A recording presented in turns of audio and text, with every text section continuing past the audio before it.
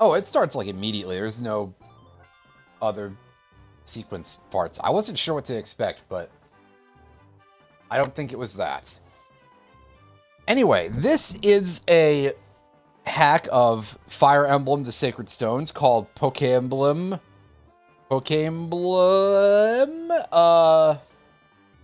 It's clearly a play on Poke Emblem, and it's a little bit choked to pronounce, but hey, whatever. So I kind of skipped past the title screen. I don't know if I was expecting more to be here, but let's just say that I was. So the idea is supposed to be that this is basically using the Fire Emblem engine to sort of have you play through a version of the journey through Kanto, through the first generation of Pokemon games, but in a different gameplay style. Which, that sounded kind of interesting. See how it plays. We have some difficulty options here, which is nice. I'm playing this on normal mode because I'm going to keep it a buck here. This is a ROM hack. I have a feeling that suggestion of for people with limited experience is a bit of a lie. This normal is probably the equivalent of a sane Fire Emblem game's hard.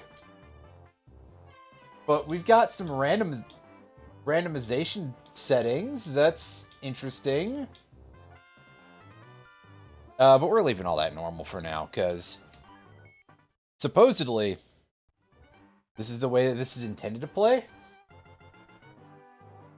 Oh, okay, so they've got this for rando effects. That's neat.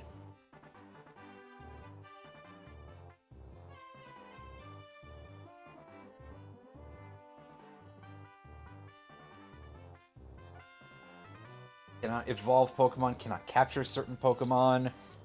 And then we've got all of these that limit you in terms of what Pokemon you can use. That's very interesting. A lot of options here. That's kind of neat. Leslie, can't evolve or capture. This must be like the super hard challenge run, but for now, we are just going through things this way. And honestly, this is already kind of a lot that has gone into modifying the game so far.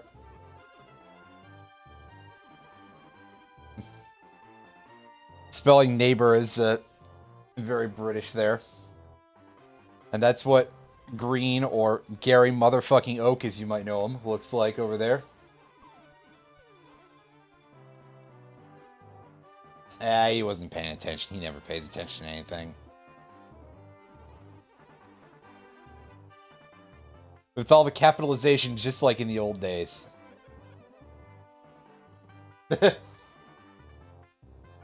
Yep, that's it. There he is. Gary motherfucking Oak.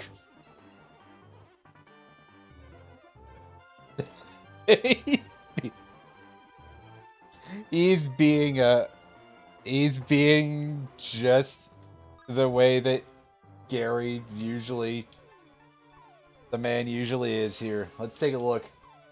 They give me some growth percentage data too.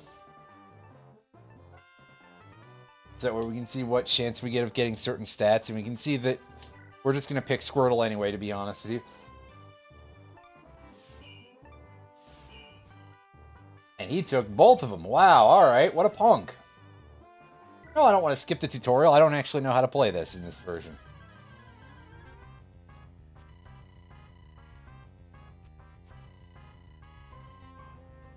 Okay, so this is like the hold the controller kind of tutorial, I see.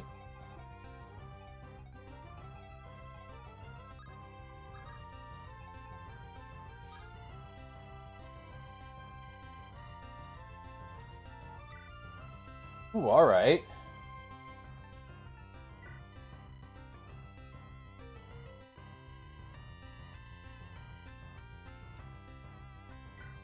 Yeah, so I see we don't really have a whole lot of,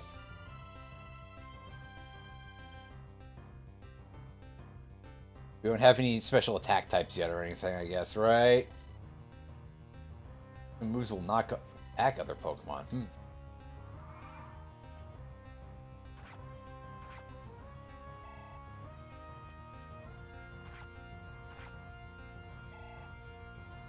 I see it.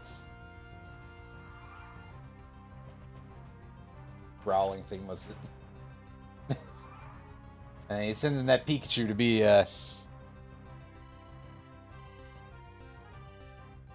Yo, hey! That's unacceptable.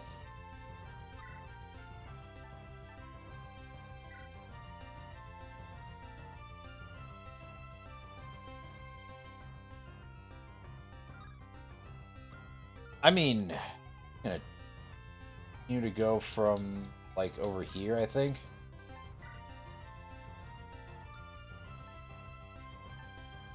Oh, okay, so this will let me read the area of effect of my moves, as opposed to calling it like a rangefinder or something. Gotcha. Fair enough.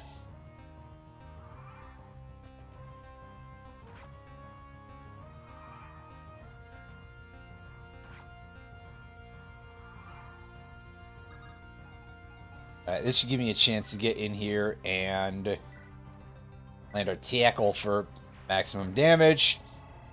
Get our EXPs. You can see that there's some of the animations that are a little bit truncated compared to other Fire Emblem games, I guess.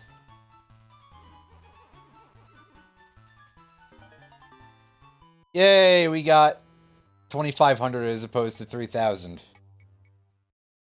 That's okay. Kind of how it goes.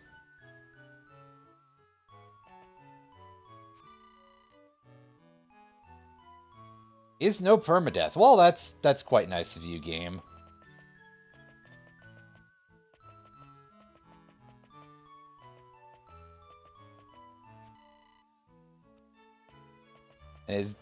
As before, for some reason, my name is on the house. Not that I have my family members. Makes total sense to me. Oh, right.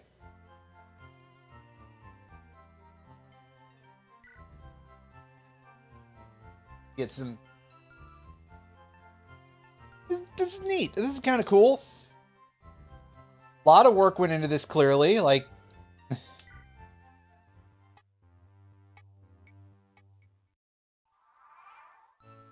Just in general, we get an interesting little fusion of ideas here.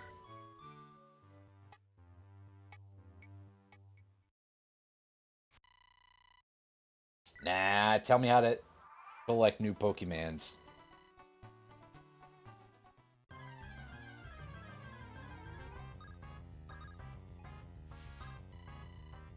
So you're sure that's a good place to save, but we've got a guarding ability here.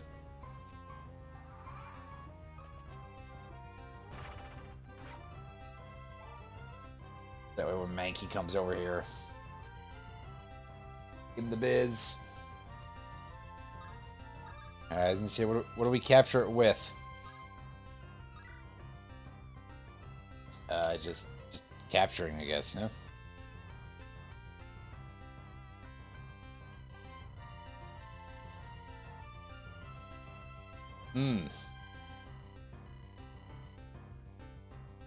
Okay, that seems fairly easy to set up.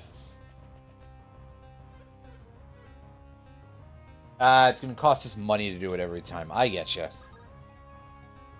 That's kind of sensible. They gotta have some way of paying for this, right? Supply, what do you...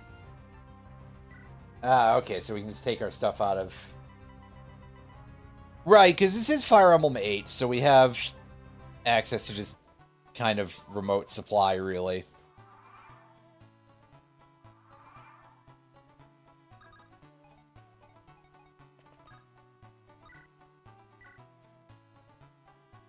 Against this thing. Yeah, it looks like we won't kill it, but get pretty close. I should probably have actually, if I wanted to capture this Pidgey, I should have gone into capture mode, but that's fine. Let's capture it that way.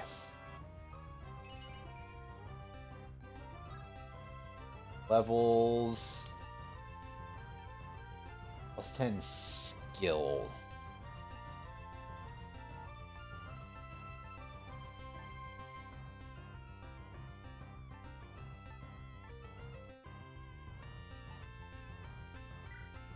I don't think we need Growl quite as much as we need the other one, that's for sure.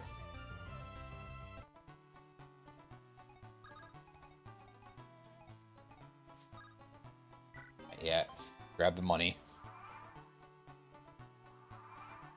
It's not nearly as much as we've already spent, but hey. What do we got? We got a guy over here.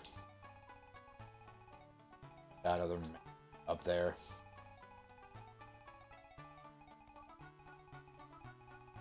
Couple more Pidgeys. Rattata.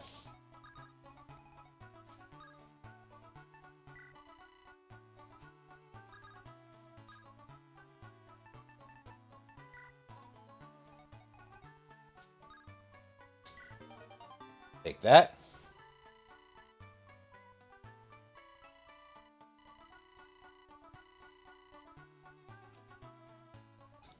Alrighty, I gotcha.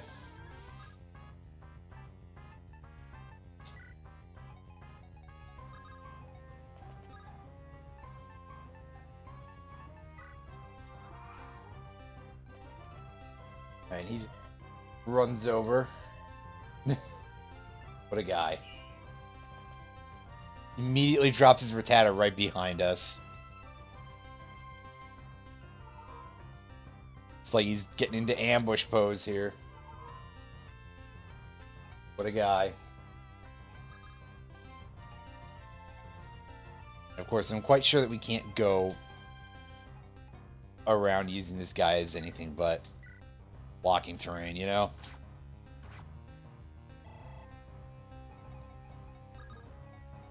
But we can do this, so we can at least come over here. As usual, we have the starter basically clean almost everything up. Ah, it's got nothing for us. Well, at least it didn't consume our turn for that. That's cool.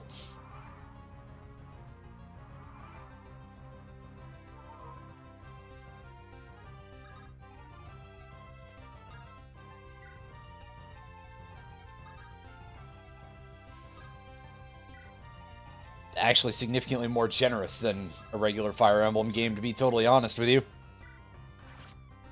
Because definitely, especially in this era, it would be like, yeah, no, you're gonna be punished for that.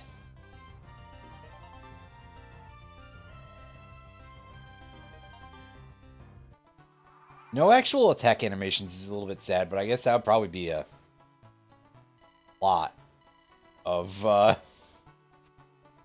stuff to make asset-wise, so I don't think I blame anyone for that, to be totally honest with you.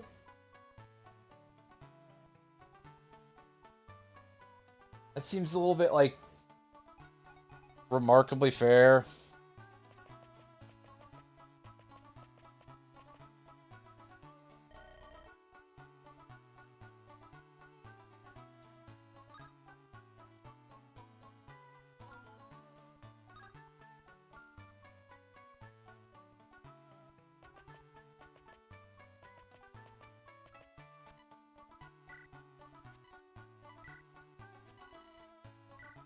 Okay, how do I kind of goofed that up. I didn't want to do that just yet.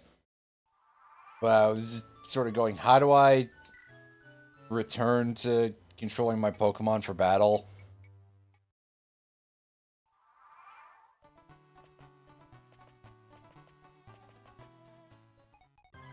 Oh, I guess I just have to walk into the red area.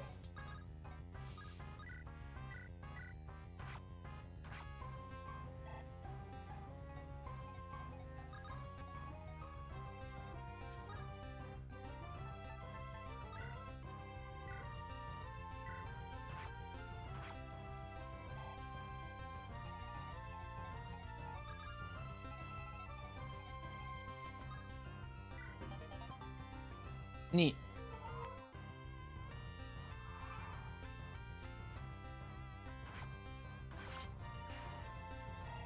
Now Squirtle regens a little bit of HP.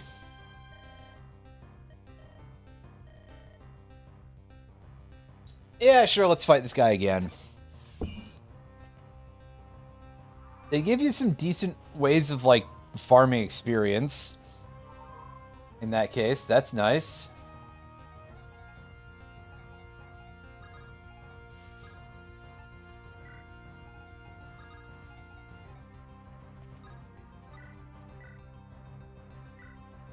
Get in here and land our 2 hits of scratch. Scratch.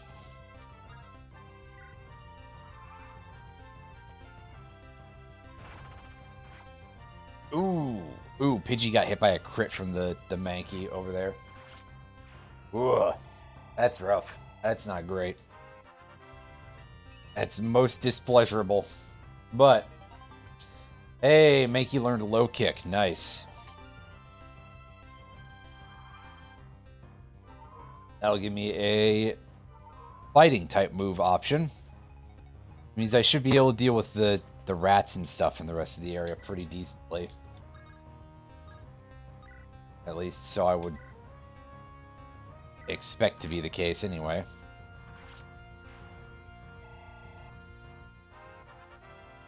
There we go. We get Pidgey another level here. Alright, now Squirtle. Come up here. And I guess Pidgey could probably fly over this thing, right? Clearly this wants me to be able to use Cut or something. Item over there. But for obvious reasons, I don't have access to Cut. Yeah, there we go. We got ourselves a Quick Claw. Hey. Cool stuff.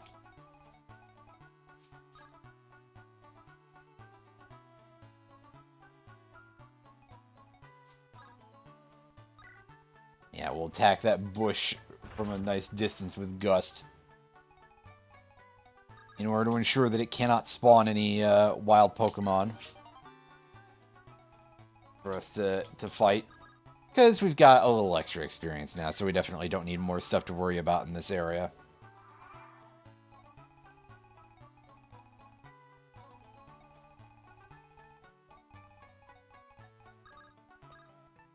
I want to see what's up with this. Repels wild Pokemon for 250 steps. Could you clarify as to how that idea works in this game? Because that seems like it operates mechanically a little bit strangely.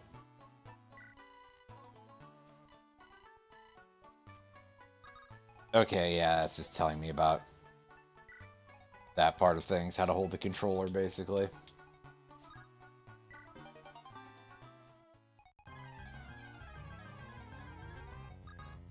Our bird can definitely go pretty fast. That Pidgey proving surprisingly agile. Able. Guys sending out some bugs. Weedle and Caterpie, the classic, you know. The old 2-for-1 deal. Everybody's favorite except for all the others, really.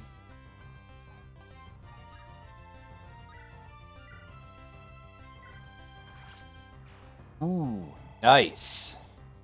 Down in 1. Very good job there.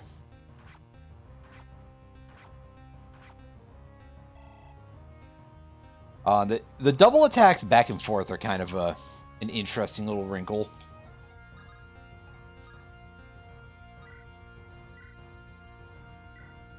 You can see we've got a type advantage on the bugs. Who could imagine? That's pretty handy.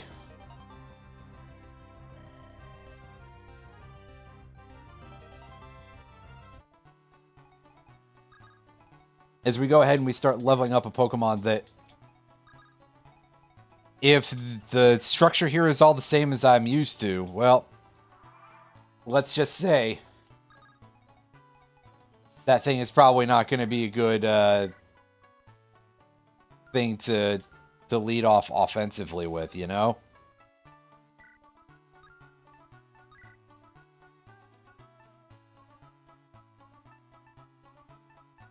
Ooh, water gun can attack from a range as well. Neat.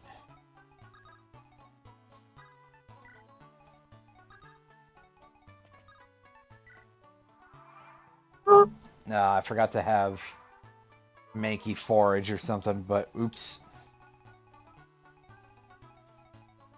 Yeah, I guess at least it'll give Pidgey something to do this turn, right?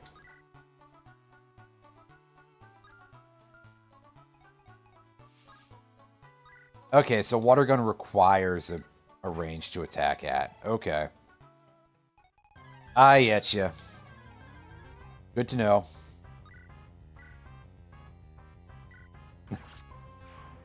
That looks real silly. I kind of wonder where some of these graphics are taken from, because I don't recognize a lot of them offhand. Are they from, like, Mystery Dungeon or something? I didn't play very much of Mystery Dungeon, so I don't actually know for sure if some of these are recognizable or what. And that or what is a pretty good question.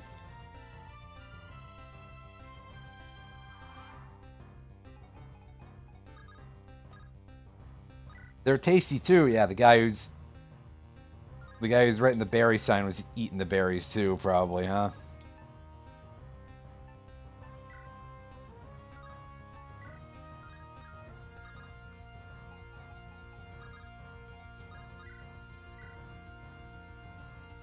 Oh, you're gonna absolutely mutilate that thing if you do that.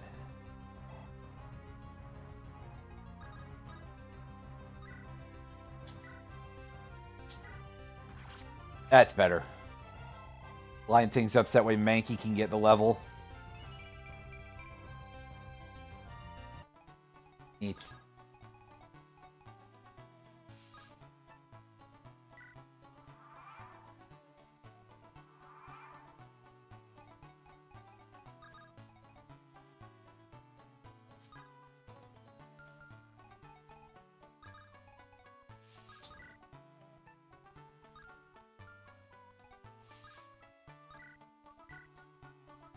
Yeah, this Pidgey is still so weak, its only source of offense is tackle.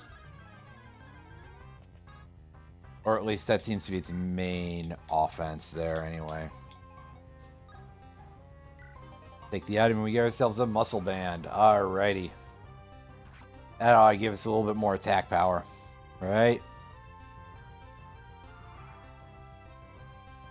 Squirtle somehow not having the worst time anybody's ever had. It's kind of incredible, really. A little more concerned about this thing.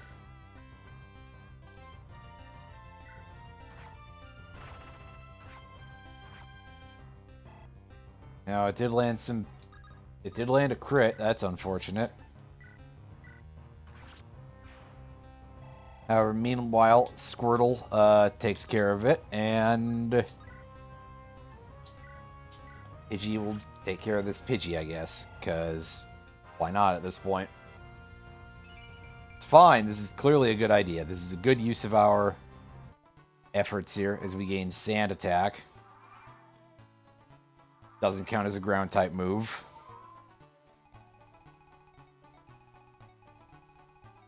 This is not that weird, but hey.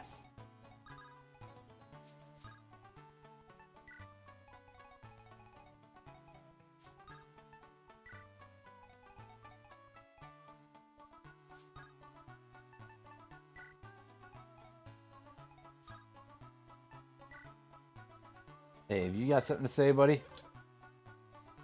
Some kid with a Pikachu stole your bike. Yeah, I haven't heard that one before.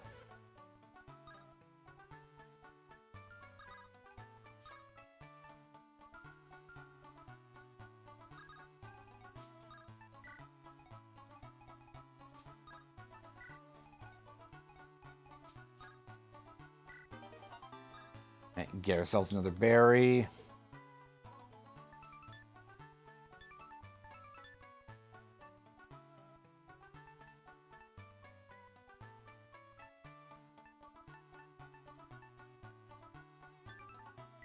I got plenty of those, so really, yeah, I think it's probably fine to just do that. Also, now that I've cleared everything out, take control again and walk our way out of here. Up to the next area.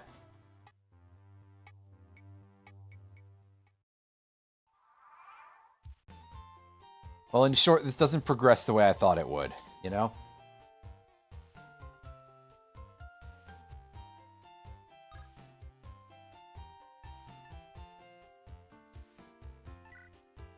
What can I do with this? What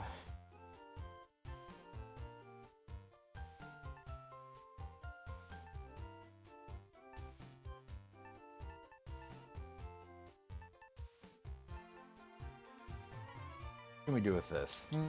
Yeah.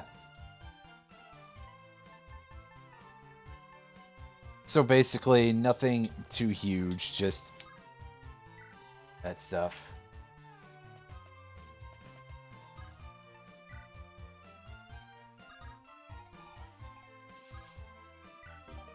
Pick up an Icy Wind TM. Nice.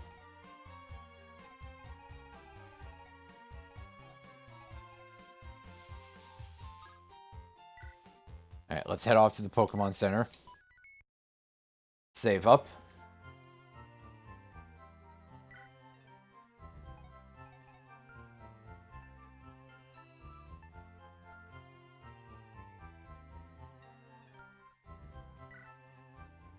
I'm gonna press start. Don't keep pressing B back and forth. It's easy to get locked into a loop, especially if you're dumb like I am.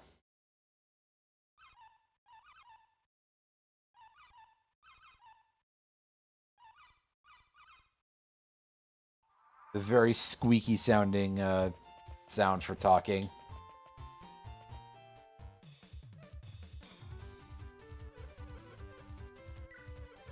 Alright, what can we get here?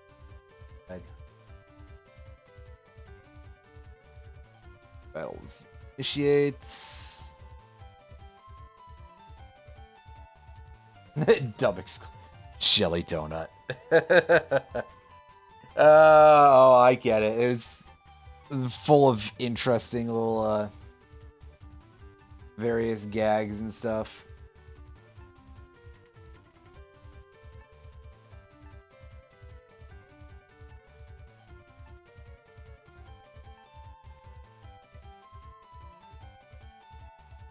%10 chance to debuff speed by 8. That seems like kind of a lot, actually.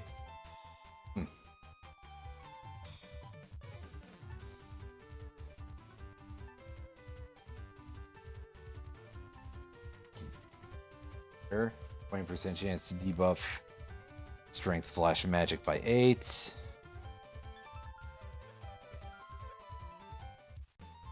Unfortunately, not a huge amount of value for us.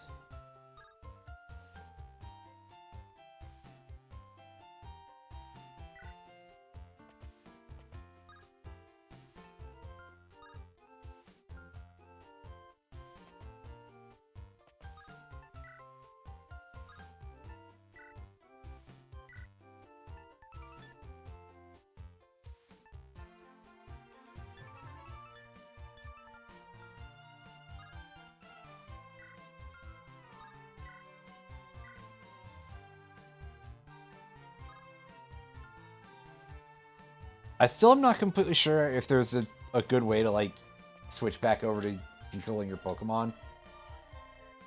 Tell me a Psyduck if I caught... Oh, I didn't catch Rattata. I can fix that.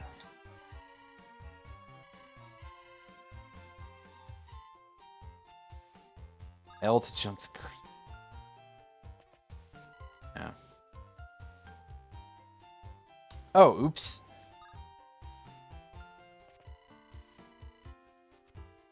Well, apparently I know how to access that now. Yeah. Ah, well, there's Brock. Hey, he gave us a jelly donut. Yeah. I get it. Off going up north there. Well, you know what? Let's go down here. Let's go see if we can't catch ourselves a Rattata real quick.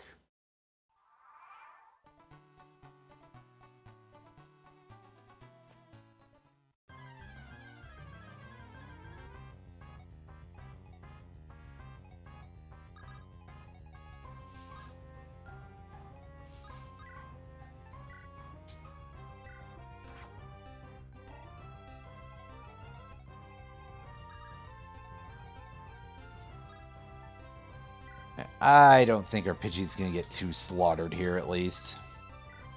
On the other hand, even if so, I don't have to worry about too much, I guess. On account of a lack of permadeath.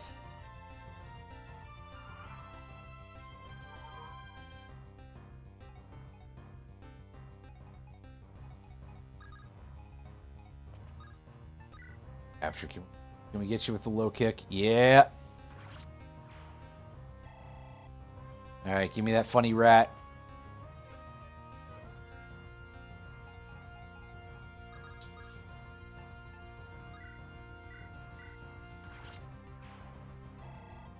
And squirt that thing with our water gun.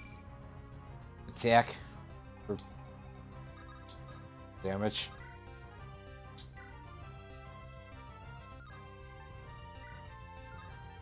Here, hold up. Sand attack. I mean, we probably want to be further back than that a little bit then.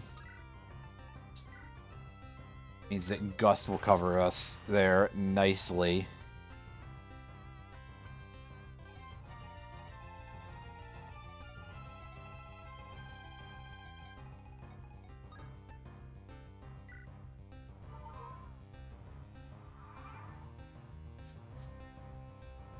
Ah, I see that thing as part of the encounter as well.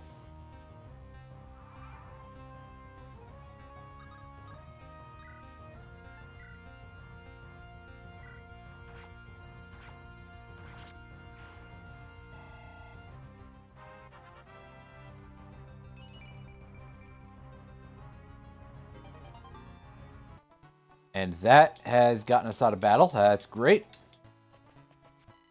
Now head back to Viridian City. Go heal again. But also, we can pick ourselves up a Psyduck that I honestly don't really need, but hey. It's an extra party member. If that's the sort of situation we're in, we could probably usually use another one at any given time, right?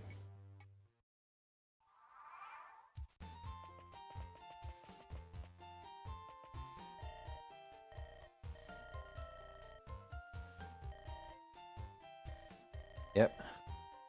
Only $1,000? I mean, that is kind of a lot for a Psyduck, but like, you know.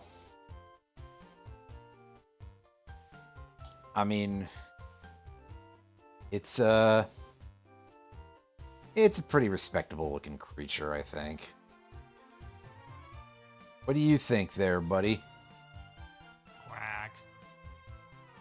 Okay, yeah, fine. In that case, get in here. Show your new Psyduck. And also, your sprite's popping up oddly. Huh. That part of things was weird.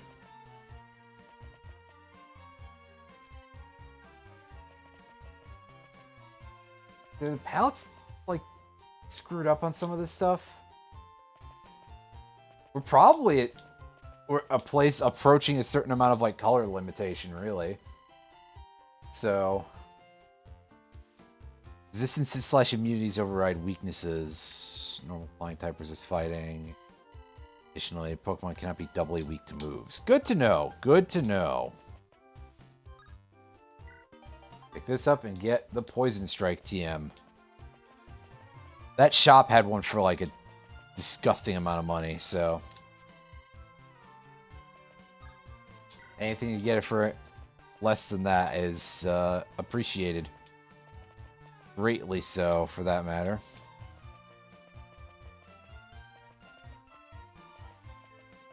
Here. I was gonna say this is locked. Yeah, the door is locked. They don't even let me walk on the door. Okay.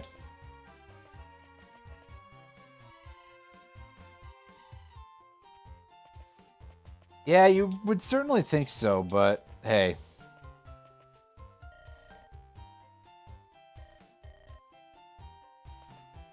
A bunch of cheapskates, right?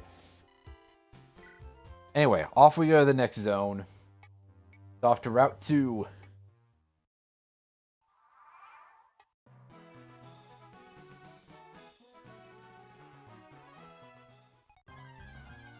Our music gets a little bit interesting. Well, surely I can go read the sign, right? Oh, it's just a fast travel sign. Okay.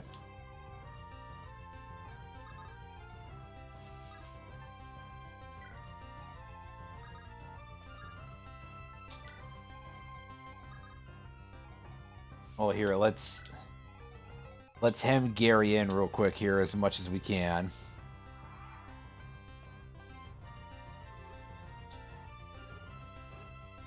Because of reasons. Aren't you supposed to be in the other area? No, I guess we can't go over there. Yeah, there's some pallet limitations that we're bumping into, I believe. Certainly feels like it anyway.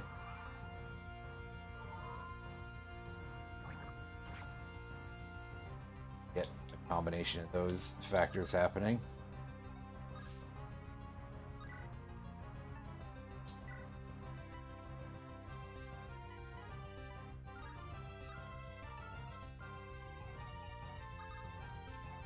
Alright, send our Pidgey up here to start things off. By start things off, I mean also finish things off, to be fair, but hey. Whoa. Also, didn't he say that he caught 3 Pokemon and he only sent out 3 Pokemon? It's pretty interesting so far, Retro. I mean, as far as I've been able to see, some very interesting implementations of some of these mechanics.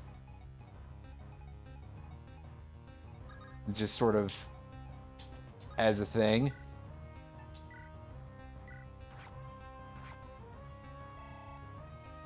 Meanwhile, our Rattata is a little bit under-leveled, so it's not doing a ton of damage. But hey, that's fine. Get over here and scratch this. I think it just has like a full implementation of Pokemon types.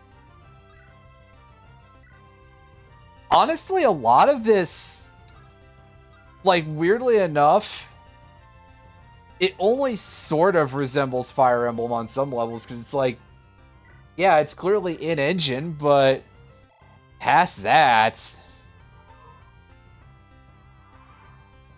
a lot of it feels a lot different.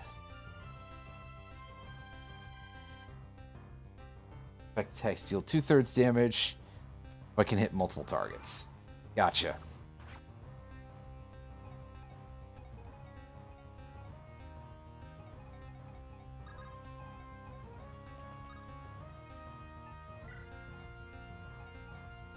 I think we sort of knew that, but only sort of.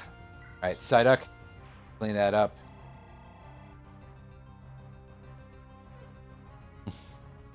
Whatever, man.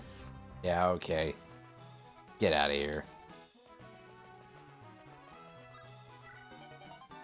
And we got a Warp Crystal. I forget what that does. Yeah, there's definitely a lot of that stuff is like slightly blendered up. It's not exactly the same, but maybe that's not terribly surprising. To a certain extent. What you last visited Focus Center via the travel command. Gotcha. Okay. Good to know. Good to have those. Although I probably saw that earlier and completely ignored it until now. No, I'm just trying to get unburied. Game, relax. There's definitely some bits here and there that could probably be slightly retouched, but...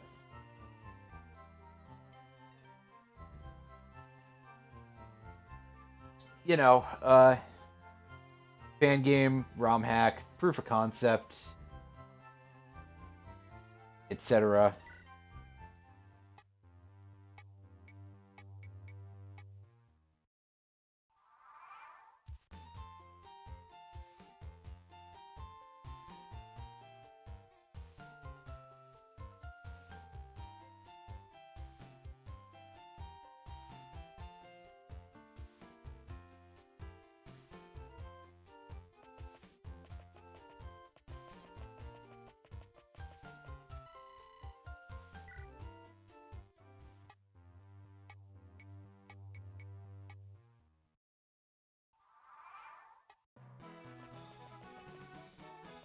Ah, I see. We can't refight our rival here.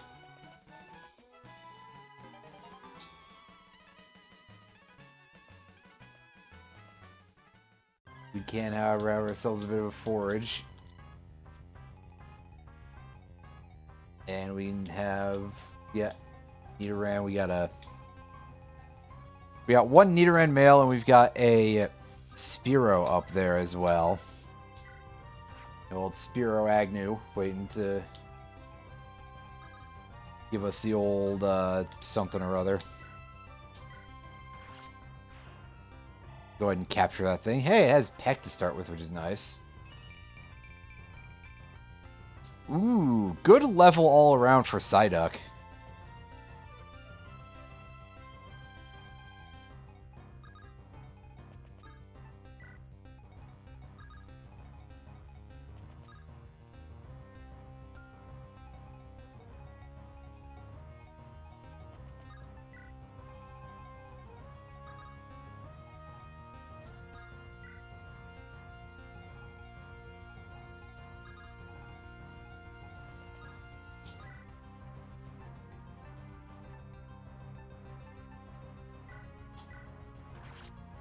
Alright, remove that bush real quick.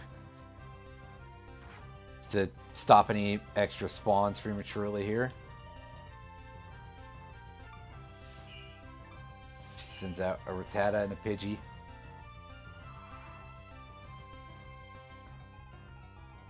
There's not that much in the game at this particularly early period, so I guess what do you do, right? Answer is that.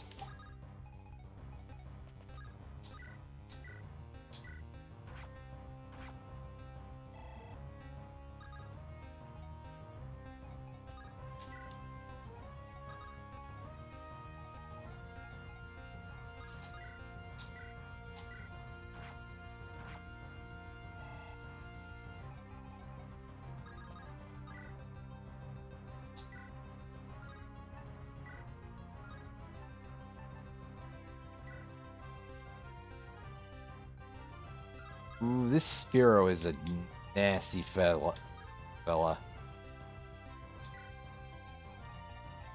That, and...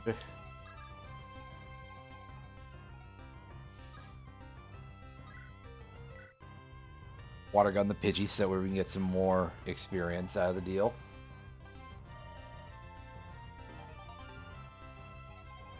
Hey, we got our money back from the capture we've already made. That's nice.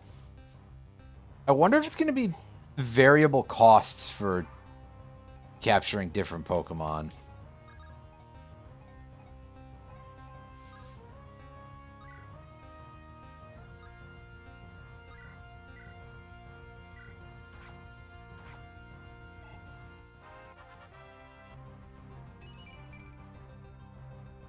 That's a little bit A little bit more underwhelming there, Squirtle. Oh well.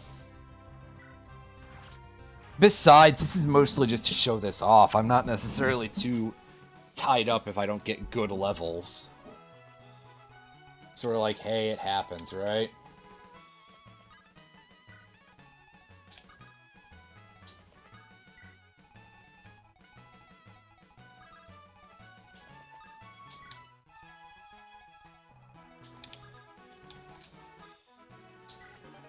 That up and get some wise glasses. Neat. Those might be better for Squirtle, probably. Anything else of note here? Nope, doesn't look like it. Nope. Get over there somehow. Question, can you... Can't hit that tree right now. You really just literally need cut for that. Okay. I mean, fair enough. Good to know, though. Alright, let's go ahead and learn that move and say goodbye to focus energy, because better believe I'm pretty bad at remembering to actually use buffs or anything like that.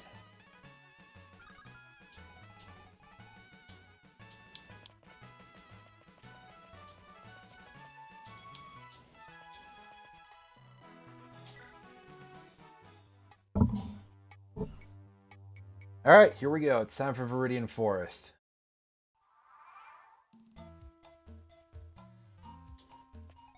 Let's see what a complete clusterfuck this place is. Oh, we've got lots to do. You have a...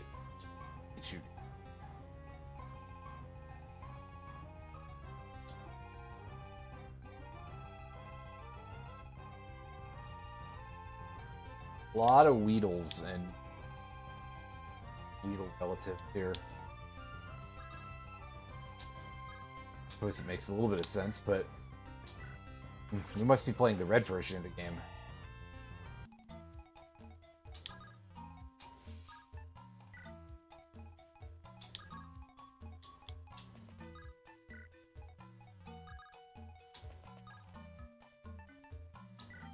Alright, go into supply and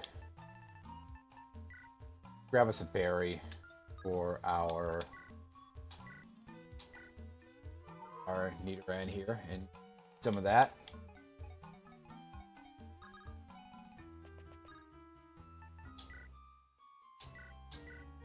Five charge berry.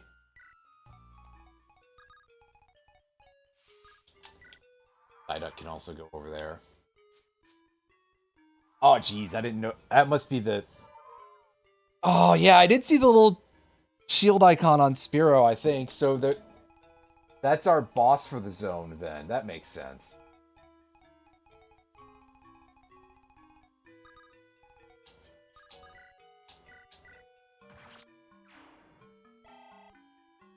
Again, this is clearly taking inspiration from a variety of sources here. We've got some stuff that is overtly harking back to the anime. We've got some other stuff that is calling in from a couple of other sources, which I guess would also make sense why we have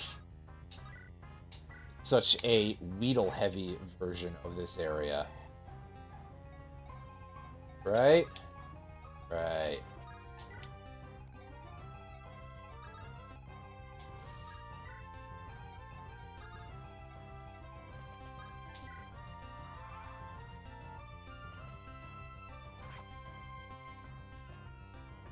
He's using the old string shot on me. No, my Rattata, no! Well, at least permadeath isn't a thing, so there's that. But it doesn't make me particularly happy. It's alright, Rattata probably isn't going to be a long runner in the party anyway, so... I'm sure that that's an acceptable state of affairs.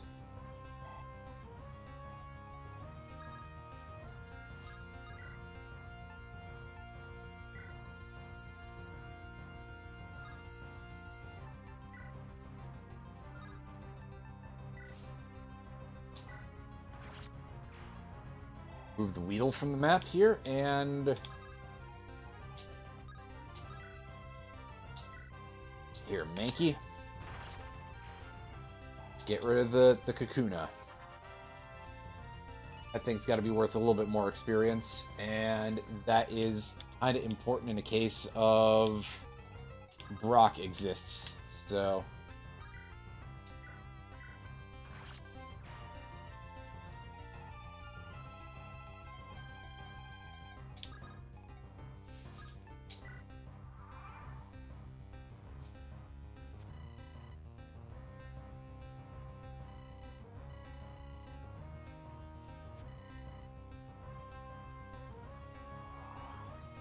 okay. I see what you're about here.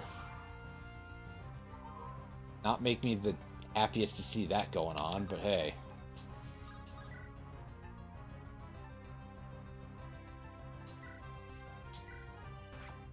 Got some mechanics here, that's for sure.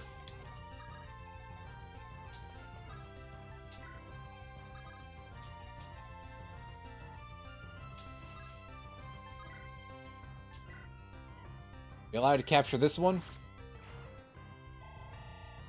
I sort of implied that you could capture the... Hey, we got confusion. Nice.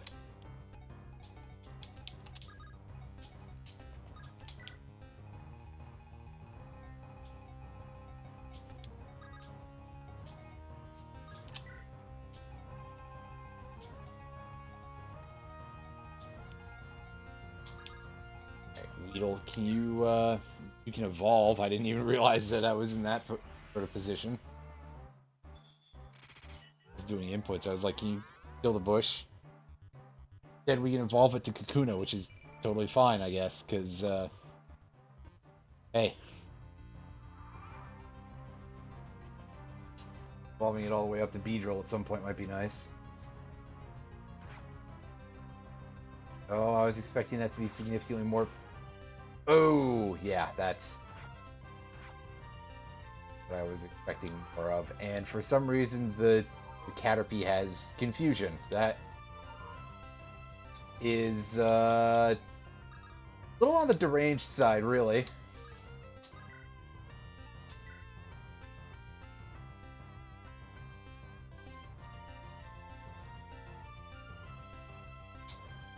Okay, well, at least this weird rat can only attack us from a right now. At least until we do that.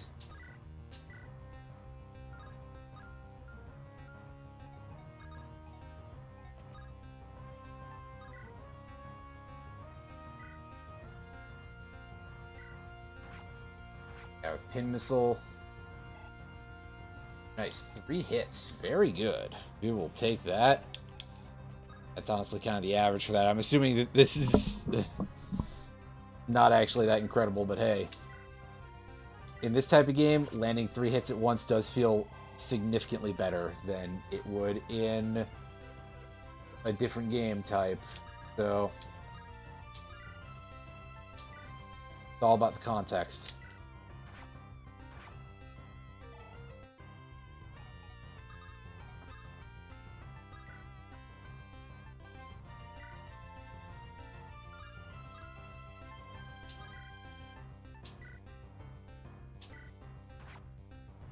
Oh, we didn't capture it. Oh, crud.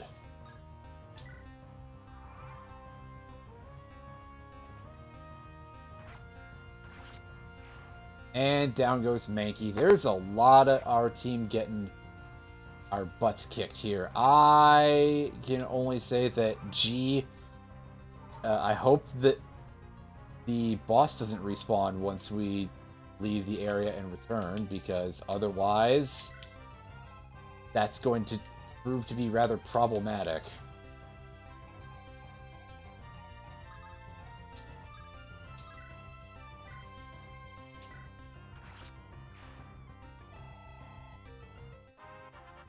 But we did capture our rat here, so we got Pikachu. Yo, that is a pretty good get. Is that magnitude attack? Pretty nice.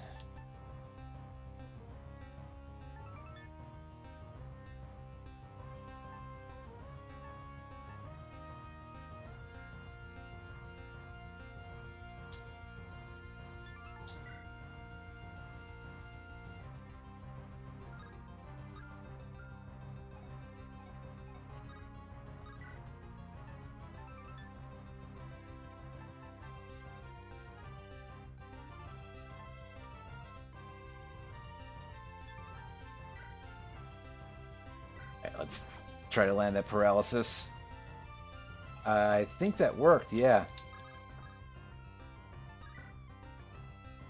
Alright, and now we use confusion to at least do something to this. Chip damage is no kidding. It's what we're gonna have to do in order to really grind this Beedrill down here.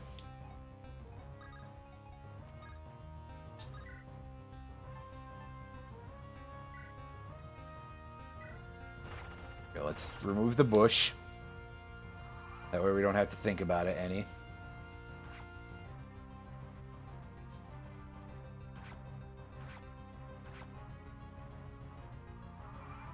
I see the paralysis doesn't quite do what I was expecting it to, at least.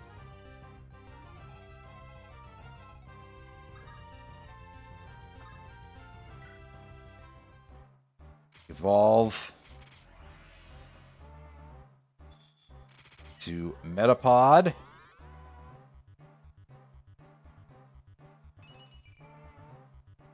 Yay, we gained some defense, whatever. No HP for us, but that's kind of what I expect, really.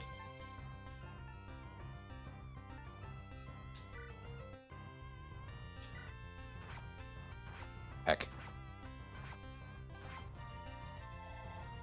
Was okay damage, though, at least, so.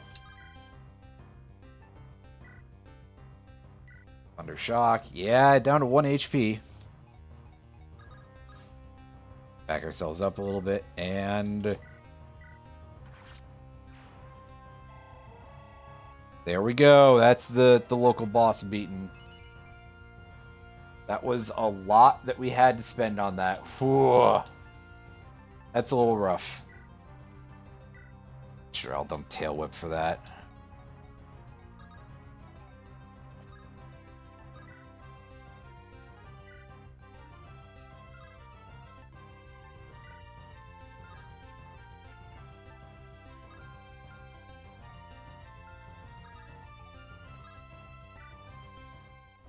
Evolve Kakuna into Beedrill.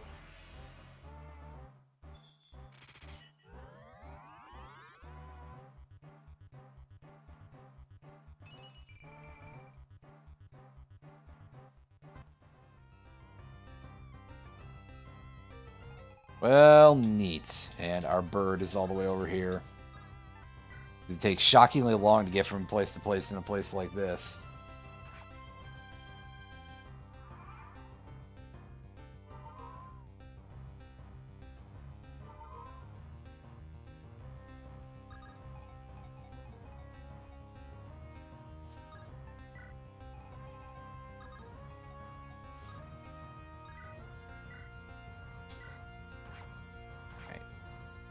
Squirt, and not quite enough to get there, but let's go ahead and evolve our Metapod again so we can have our Butterfree.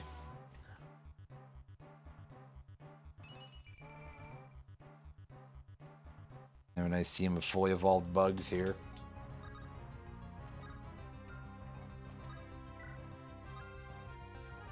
Alright, that one's the friendly one. I got so confused after fighting a Beedrill for so long.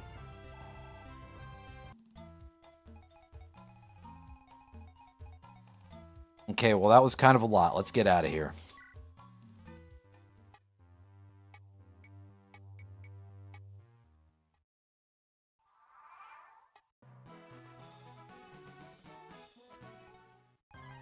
Say my main hope is that I have to do a minimum of fighting any wild Pokemon after this point, but unfortunately that's not really going to be so much the case.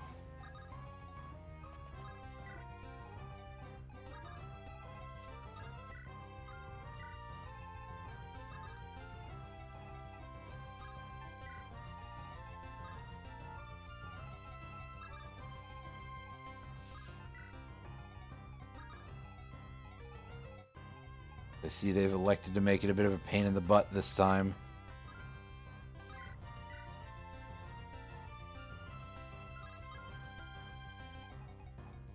I go up here to use Gust on the Spearow.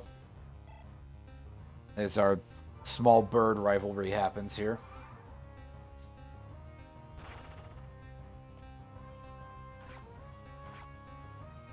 It's a very long-range growl.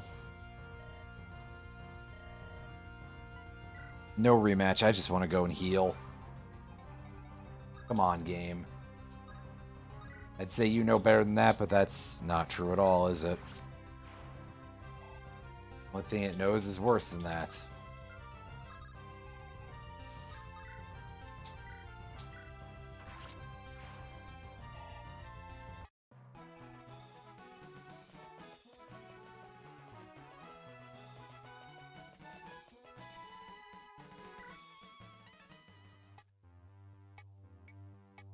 And back to Viridian City.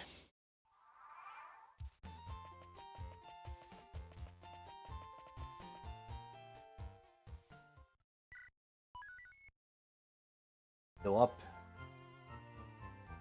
Now we're going to be in a position where we have to choose which of these Pokemon we want to take with us. The answer is that Pikachu is going in the box, and the same is true for Beedrill. But I will pick up Mankey and Psyduck again. I should try to catch that Spearow, I think.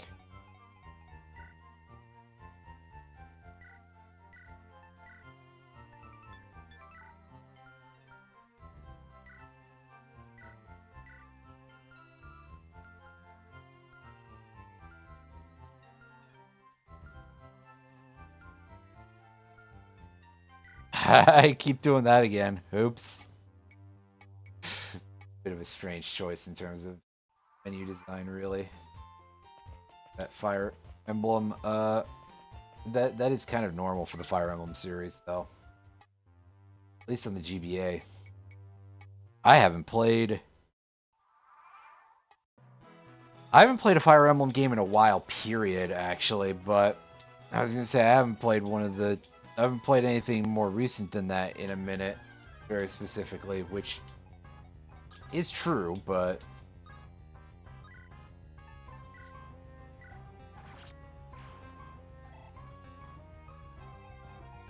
not really very helpful piece of information, really.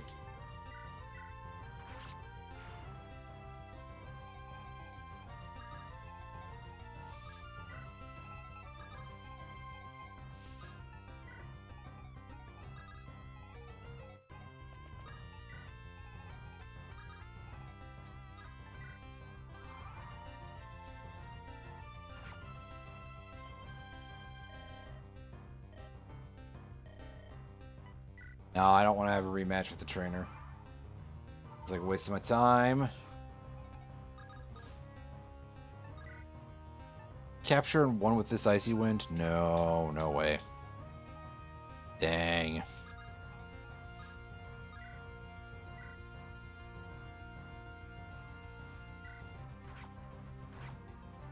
That now we should be able to, right? Yeah. Oh. Was that just a regular attack I used as opposed to an attempted capture? If so, I done goofed. Oopsie.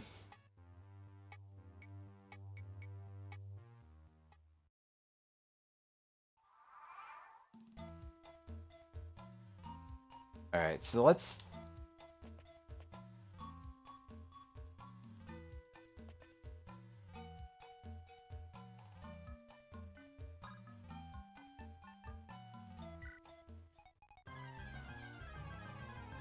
Let's have a bit of a look around here.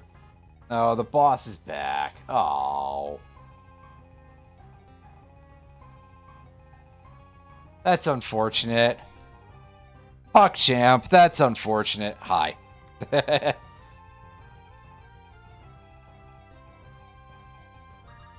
Oh, PuckChamp. That's an emote that exists, which I think is very funny. Thanks, Valve. Oh, hey, we learned Twister, so we have a dragon type. You know, that's kind of neat. Wow, good job on being able to do something semi-cool, Pidgey. That's not an attribute that's going to last very long.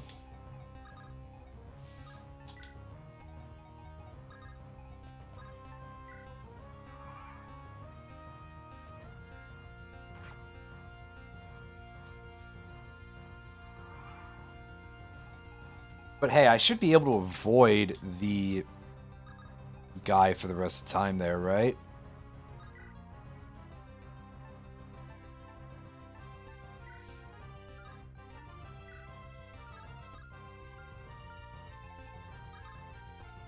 You might be wondering what guy, and that's a good question, Mega Man.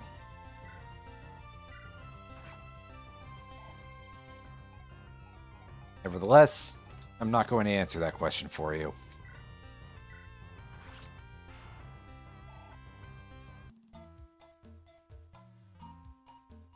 We're just going to erase that that Weedle after 2 attacks this time instead of the usual 1, but that's because I wanted to give the experience to Pokemon that are going to be a little bit more useful up against Brock. In a few moments when we have to deal with him.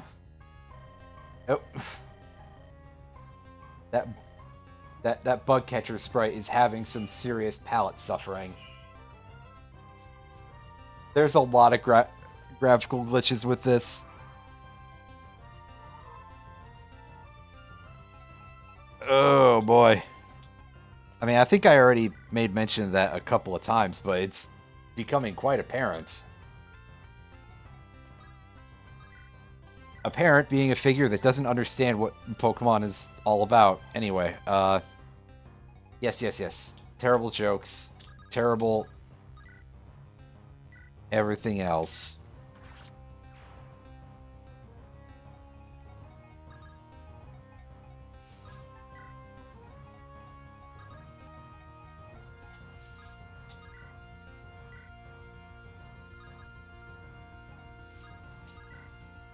You say you've got a ranged attack, don't you, Psyduck?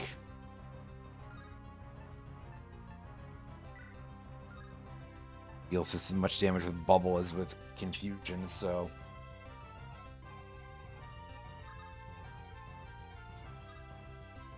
In that case, I will use the purple one, I guess. For some reason.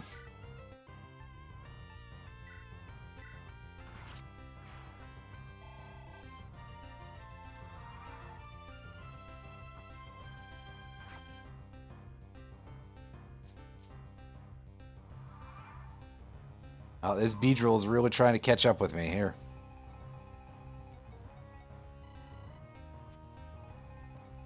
It's not safe to move, it says. I'm just in this very generic sort of battle here.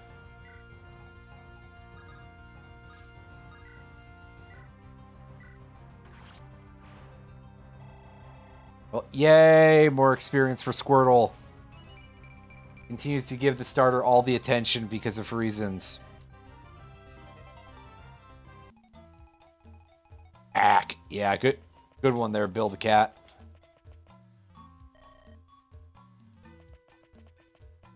And you've got nothing useful to say to me. Let's take that attack pulse. Did I read this sign before? Oh, yeah.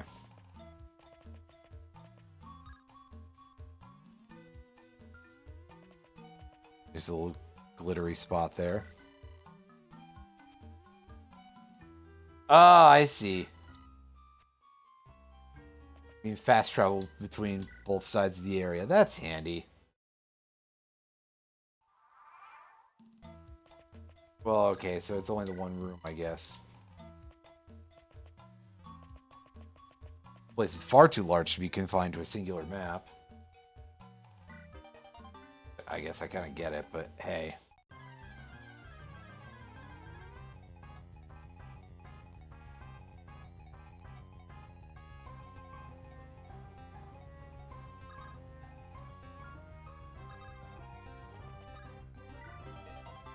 Alright, take that little bit of lunch money and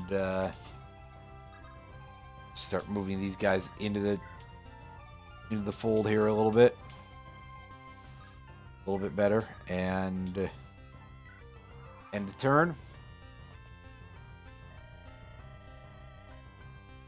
So that way this guy can go, hey, boss, and send out some more bugs of a variety that I believe we've seen before. Wow. Who could imagine?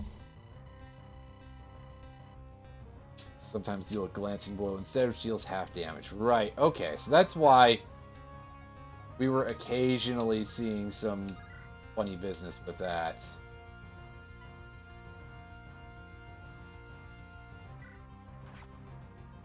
Okay. Do a good chunk of damage to Kakuna.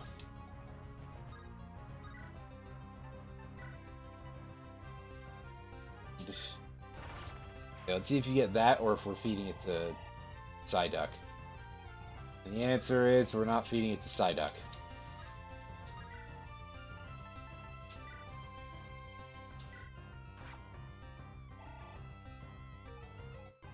However, Psyduck is going to look at that guy real hard.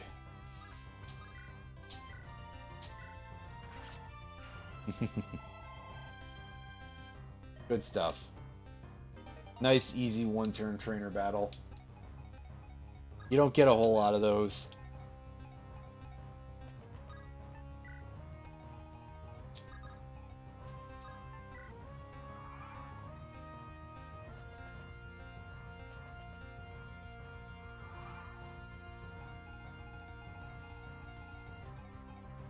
I see.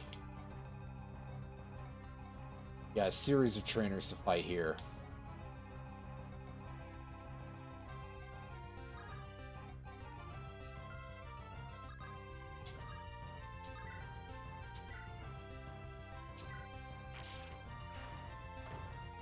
So we've also got these snags to break through.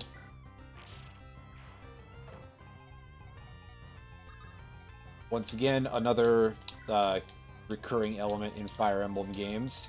Quite frequently you have these plants that just sort of block the path. As you can see also here, differentiate them from cut trees, because, yeah, they are definitely not the same, so can't jam out whatever that means. You're not allowed to listen to music while you're doing this, I guess.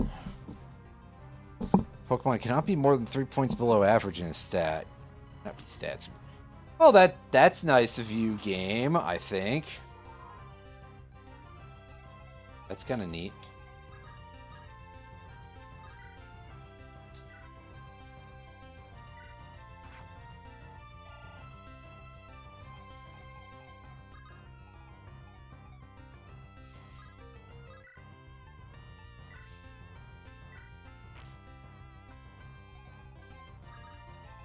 Meanwhile, I'm sending a couple of Pokemon back here because I didn't see that bush before that had a wild encounter in it, so we're going to see if we can't start opening the path here a little bit. To be honest with you, that one was not really very useful. But hey. And we'll start kind of flanking the enemy a little bit here.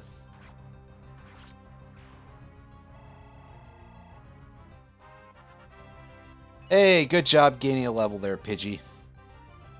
You gain very little from it, which, to be fair, is kind of the norm for a Pidgey. So, what am I supposed to say about that, right? It's like, wow, very, very normal Pidgey behavior.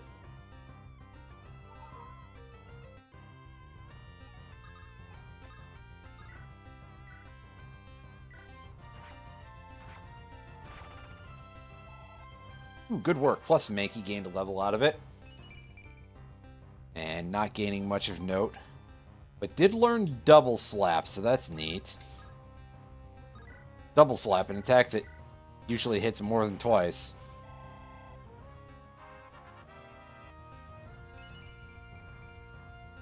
Butterfree gaining some stats there. Ugh. Start thinking of Hank Hill for some reason. Oh! Anyway. What shot? That's kind of neat. That's a 2 range, so.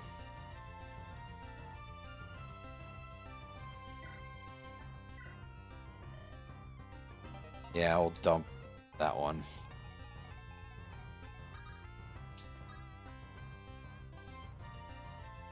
No! Caterpie! Can't cut it. Thank you, game. Retaining the old capitalizations is very funny. I think.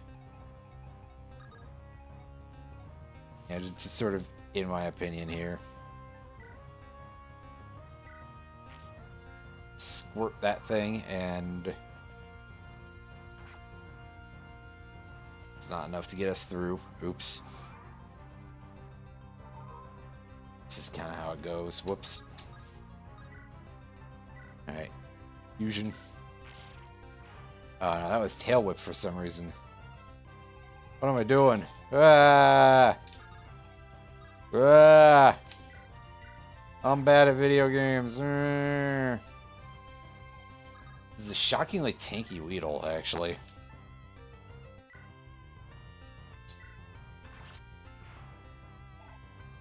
I can give him a quick soaking.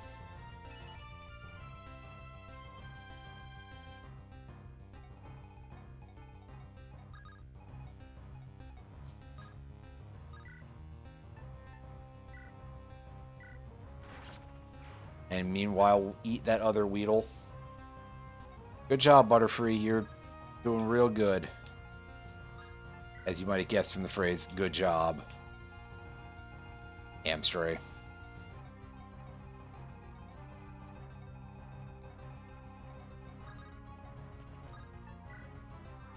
Alright.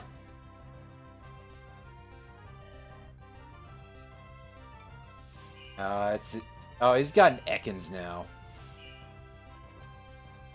In addition to his couple other Pokemons.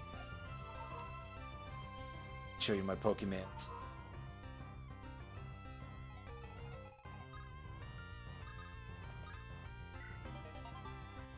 Ah, cool. We get Leech Life.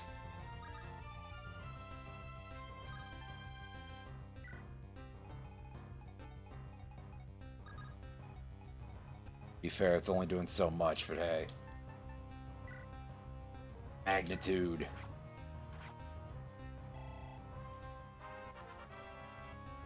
Say we fight dirty there, huh? Yeah. No.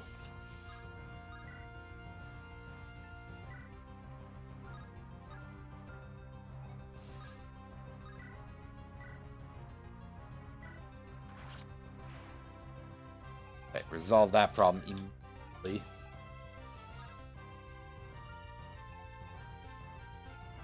Immediately. E-machines. Wait.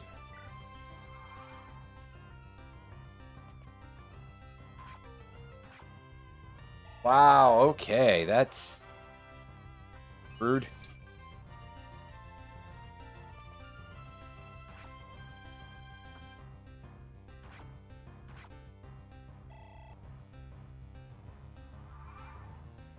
You're getting a little bit powderized here. Certainly, more than I would like anyway. Start out with this, which turns Ekans into dust. Snake dust. Makes it spell its name the right way around again for some reason. I don't know how that works, but hey.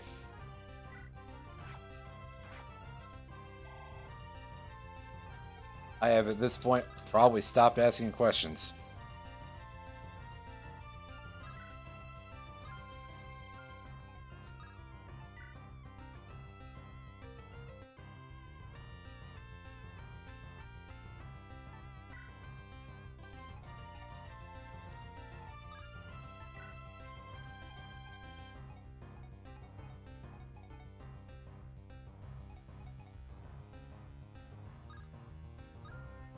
Now let's go from back here.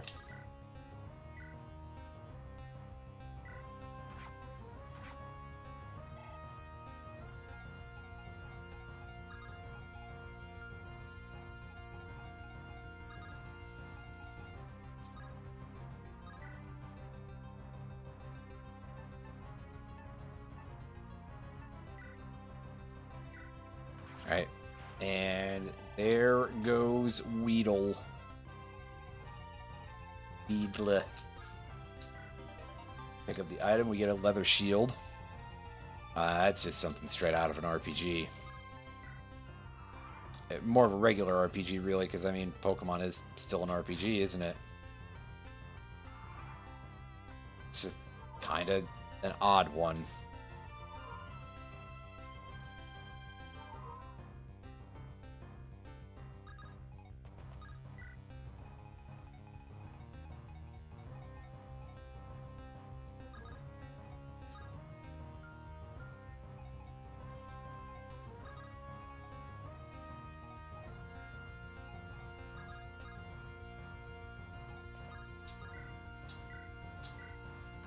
Alright, move the Caterpie, and now we just start hauling everybody forward.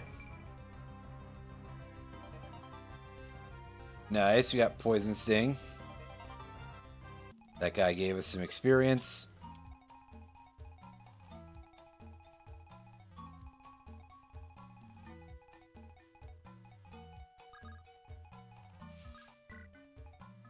Finally managed to get ourselves out of the area of all the overlapping aggro zones.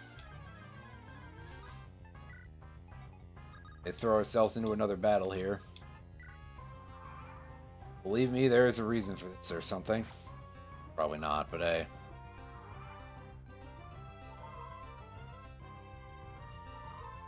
Yeah, and say that bush is almost full. It's not quite.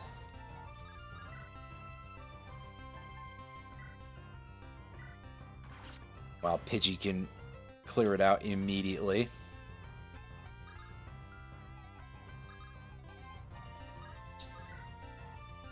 And Nidoran should be able to hopefully get that. Yeah, I was going to say, as long as I don't lose the 80-20 there.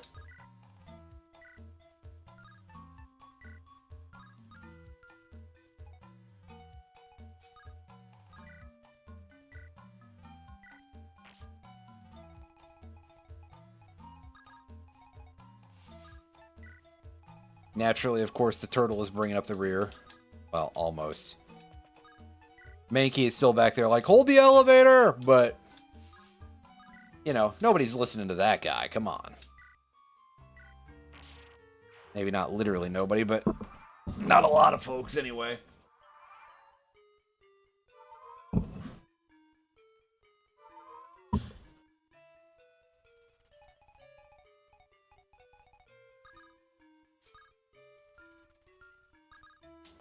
Nidoran, do you just break through this thing in one shot? Yes, actually, so that's nice. That'll make my life a little bit easier. Just a little bit.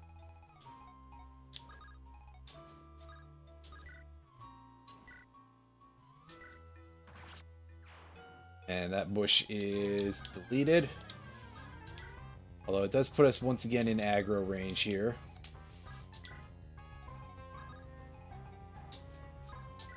But hey, that's fine. I should probably have gotten Mankey to... Mankey, I should have gotten Psyduck to eat item at some point, though. Oh well. Too late now.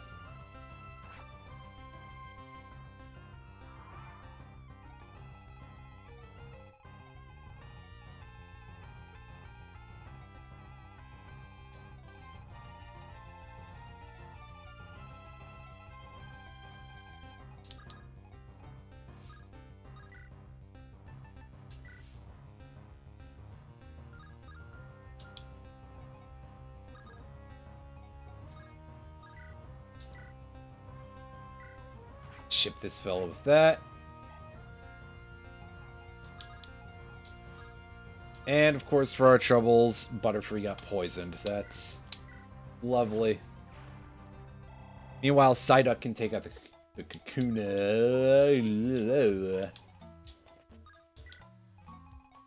And we can start bringing everybody else in here. There's a couple items for us to pick up, which is helpful, I think. And I feel like I should grab status healing items. Wonder how long those will last in this game each.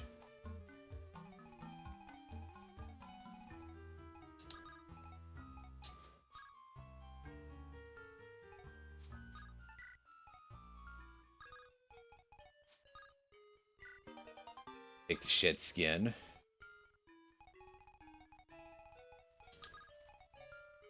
I think that'll be an ability replacement, right? Like a thing.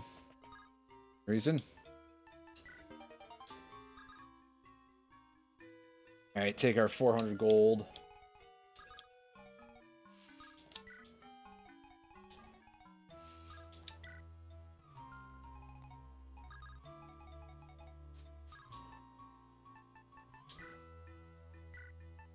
Everybody get in place here.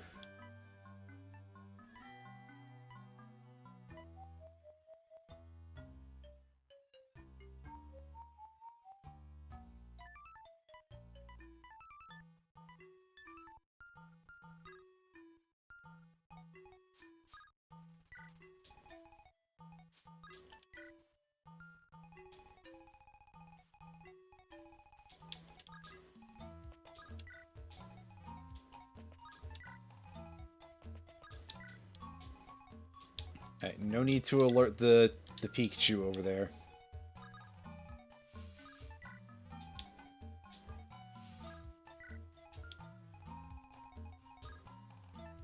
Okay.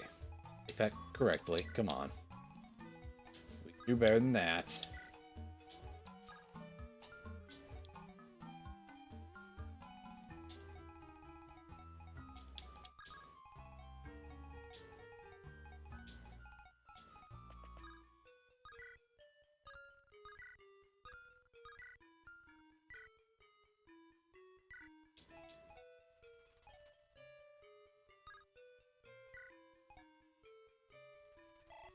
Let's throw out our AoE magnitude.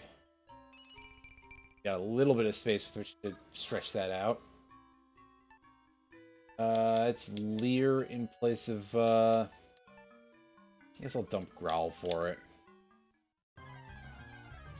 That'll be fine, probably.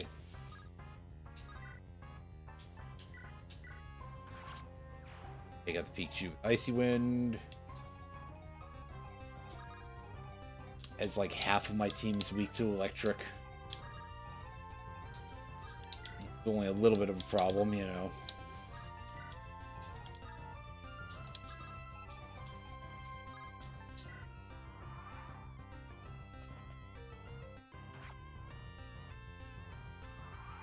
However, thankfully the Pikachu's apparently not that smart, so that's pretty good.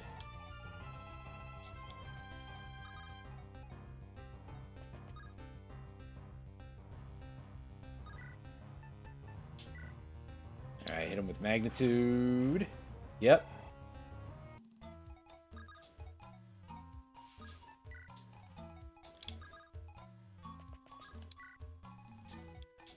Alright, places, people. We got us a Weedle to give a big ol' swirly to here.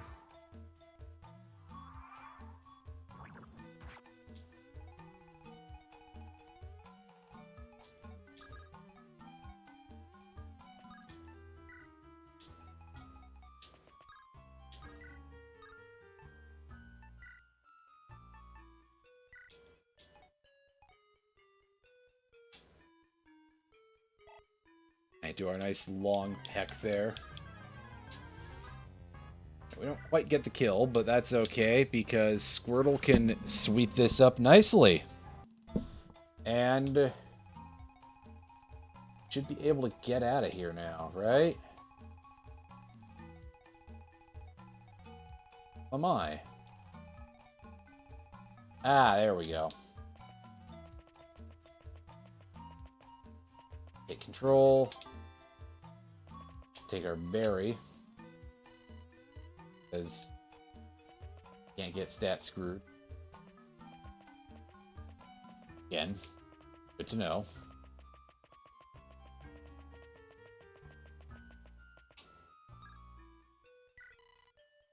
Oh yeah, this is the fast travel sign, right?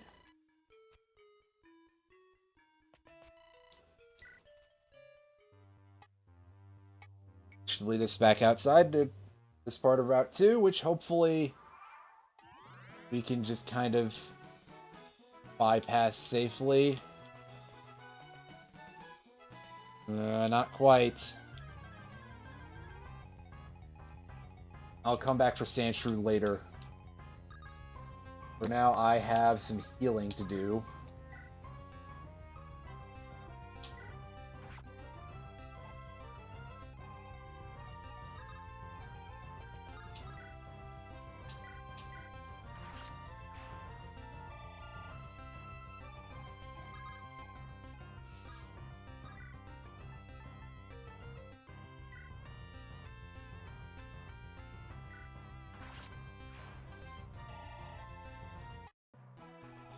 I thought for a second they were going to make me kill the bushes too, but nope.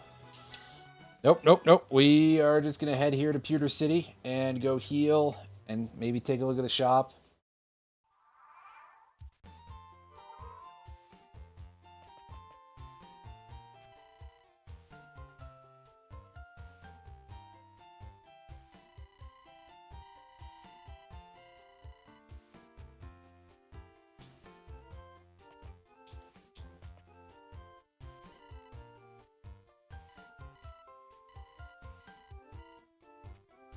Right, yeah, that kind of makes sense. Oh, no, that's actually a fine. I thought it was different graphics at first, but the roof of that Pokemart is definitely a little bit fucked. Oh, that is not great color paletting. That's a little bit rough, to put it mildly. Okay, let's take a look at our options here. We have changed nothing, actually. Because there were no new Pokemon to catch at that point.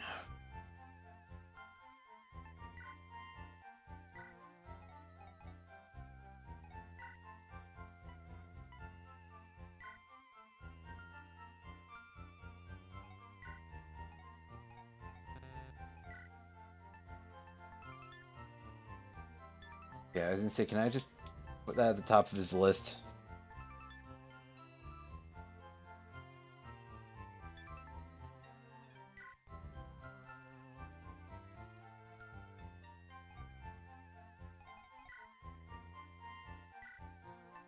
Alright, so we just start off by sending all of our Pokemon's unnecessary items to the supply area for now. And then we will redistribute later.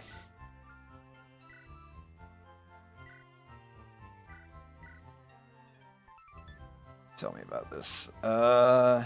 Not a lot of attack power, but it does give us a source of healing, so that's nice. Whenever we find a Pokemon that can use that, that might be helpful. Unfortunately, that Pokemon might end up being Zubat or something, so that would be a little bit less good, but hey. This is a good enough formation for the moment. We can go and catch ourselves a Sandshrew.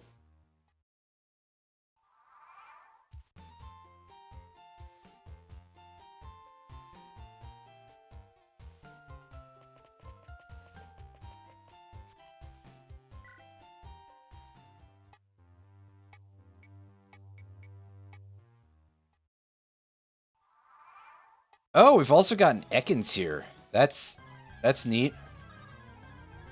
Yeah, Sterling would be happy to hear about the Ekans.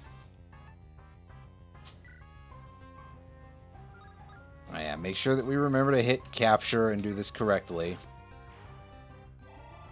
I didn't capture that Spearow earlier. Maybe I should do that at some point, but I'll worry about that later. For now,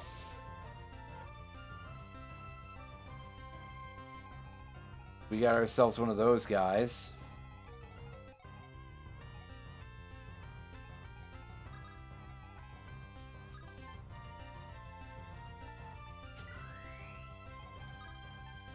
And we'll just do this. We'll let the snack come in and deal with things that way.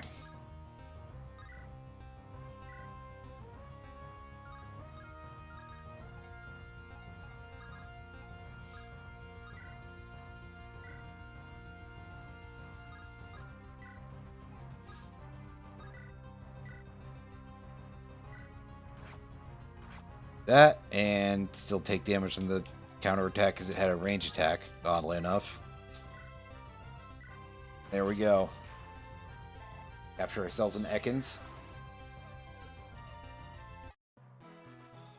Somehow not have run out of money yet.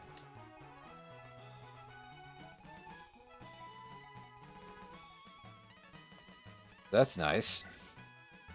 Well, it's back to Pewter City for us.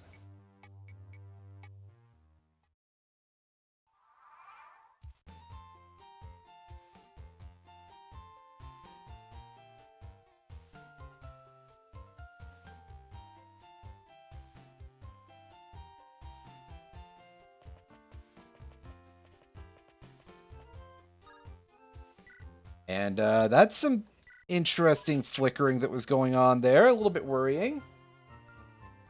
Not nearly as much as usual, but hey.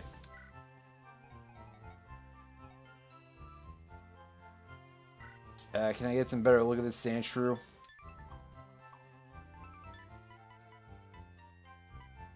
It's got rough skin. Takes...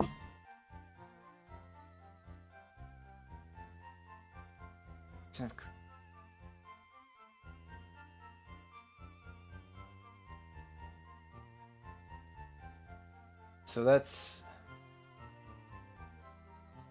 usable by those two types, or 45% or 45 plus defense cap? Is that what I'm to understand? The other type for that, rock?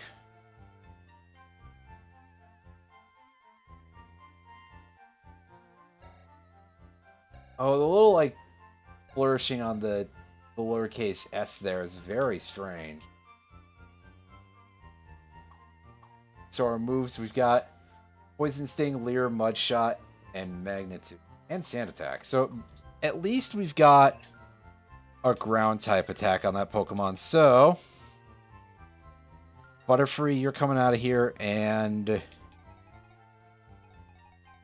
Sandshrew. You know what? Actually, no. We'll dump Pidgey and we'll put Butterfree in here.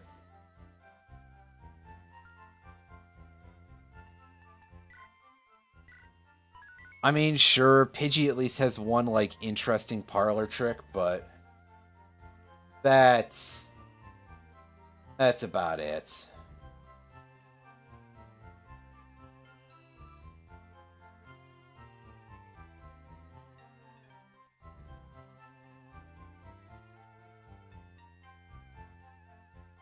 No.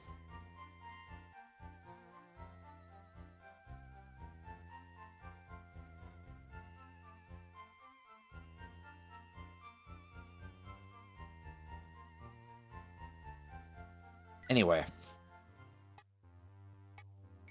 Nope.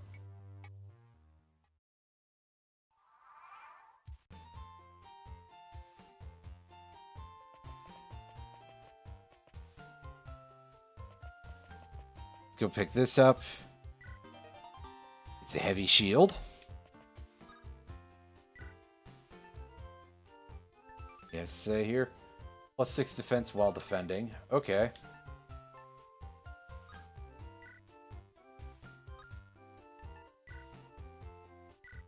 Gotta have those in supply. Let's fix that real quick. Alright, this guy's got some of that stuff. Swarm. If an adjacent target is surrounded, deal 100% more damage. for what I think are bug types or plus 55 speed cap. Shed Skin, I guess that would also be for bug types only. Super Repel, Escape Rope, Warp Crystal. And in here we've got a variety of these.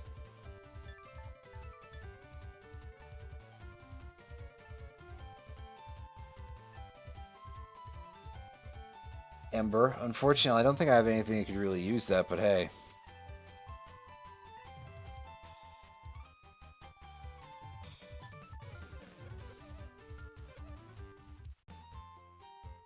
I guess I'll look more into that some other time, but for now.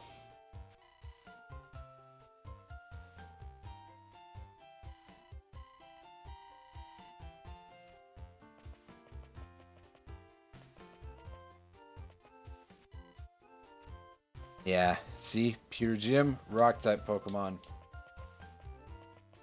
Anything interesting going on around any of the other buildings before we go in?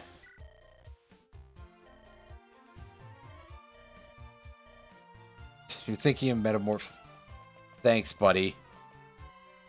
I get it. I'm not sure if the dialogue is too self-aware. You can all debate amongst yourselves if that's what you feel to be the case.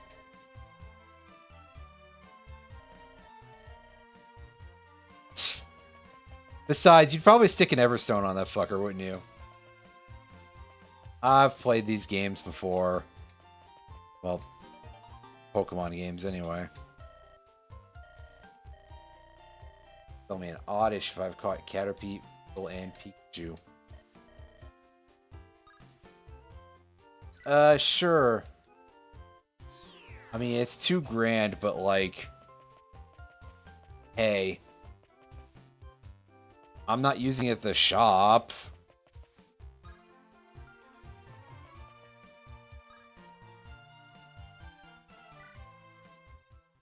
Set up the Pokemon Center. Save again, I guess. What kind of stats are you carrying here? Oddish, you're level 8.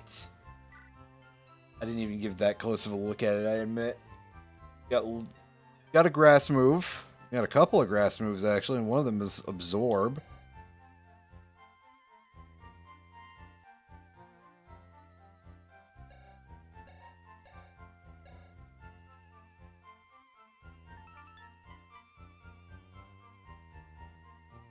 Doubled speed while outdoors or in Fiery Aura's range.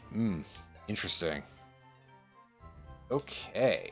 I guess I can store Butterfree then, and we can bring Oddish with us.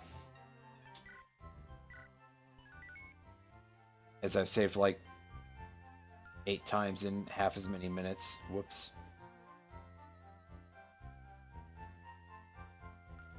Sort of happened that way. I apologize.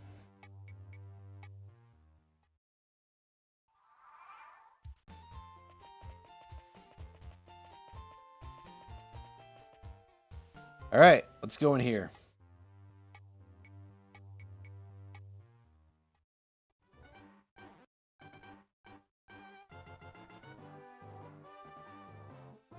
He believes in being rock hard. Yeah, I get it.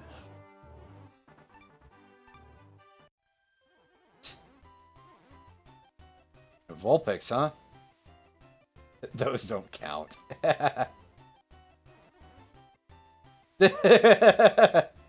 Aw, that's fun. Surprised we don't have to, like, crawl through his whole gym. There's one thing I do want to lament here. And it's ultimately probably kind of minor in the greater scheme, but we don't get to arrange which position our Pokemon start in. And I do wish that we got to do that, because that's kind of a helpful thing to be able to do in Fire Emblem. You get to arrange where your units start out, and that can be a major part of your battle strategy. Ooh, ouch! His Onix is starting out with Magnitude, and so is his Diglett, which that part doesn't surprise me.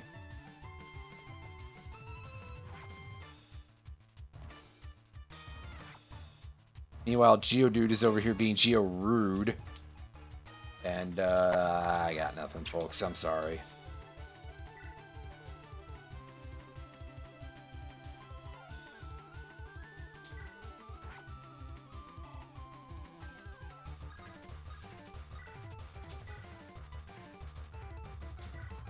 But, take that thing out. And that has removed any threat that exists to our Oddish, which is very nice.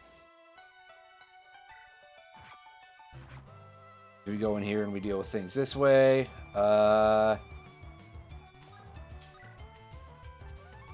can hit you with a mud shot from here, right? Yeah. Excellent. So we've already tore out 2 of his Pokemon, and we gotta be a step away in order to use either of our grass-type attacks here.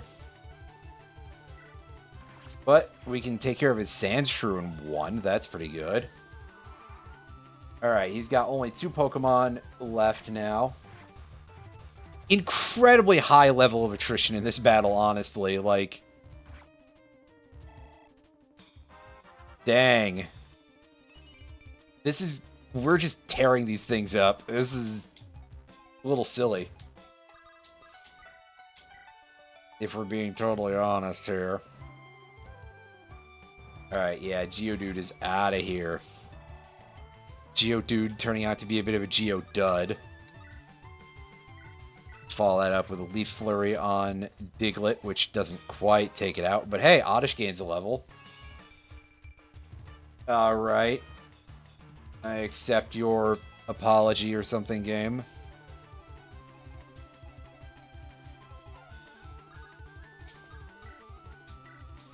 And go for the low kick on the Diglett. Our Mankey is somehow able to be fast enough to go for 2 hits, apparently. Hooray! We got the Boulder Badge! We done it! We completed a gym. And we got a Rock Tomb and a Reckless Rock, and we got some gold. The Drying Pan.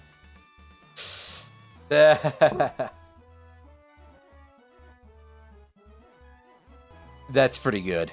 That's cute.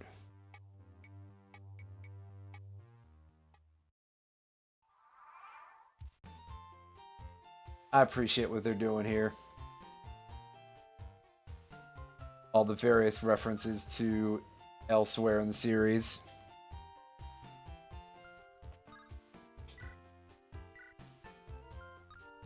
Oh yeah, let's send that to our supplier.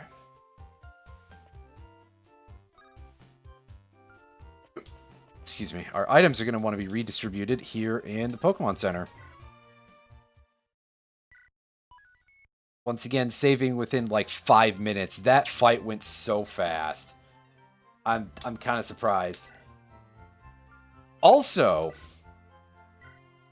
good lord, the extent to which they just piled all the items into Squirtle, which is odd, instead of just like sending them to the player. Huh.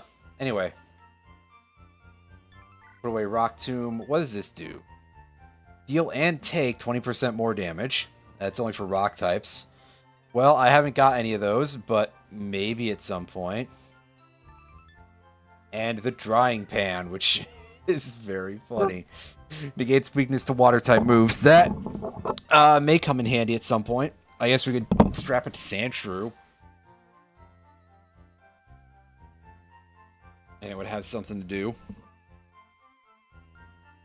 against Misty. Depends very heavily on what all she's packing in terms of Pokemon. I'm not really enamored of Psyduck, so to the bench with you. Pikachu, you are coming out of retirement for some reason. That some reason being, honestly, it would be good to have something to do a little extra against water types. God, I wish I knew why I was so tired today. Oh, what's wrong with me? Ugh, excuse me. Maybe a relative lack of caffeine. I've been trying to reduce intake, so would probably be a good idea. It's usually a good idea for, right?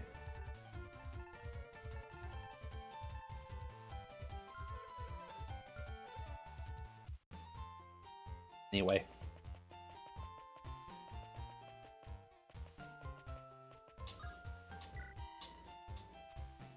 Right, it's just fast travel. I keep forgetting that those signs are literally just the fast travel notification.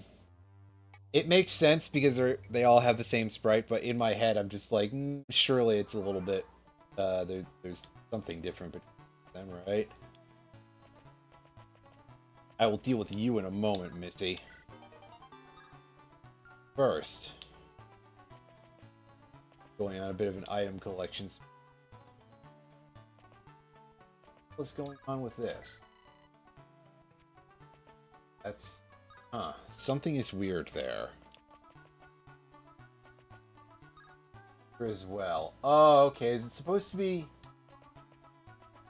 a health meter for the wall in like a... like it's a random encounter spot or something?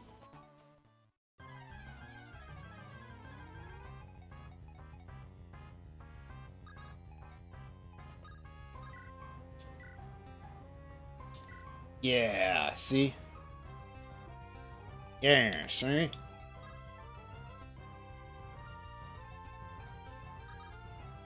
Yeah. Alright, let's... Enough of that. See what this strange person sends out. We got a Poliwag and we've got an Oddish. Of course, she gets to go first because... rude. It's an ambush even if you walk into it on purpose, I guess.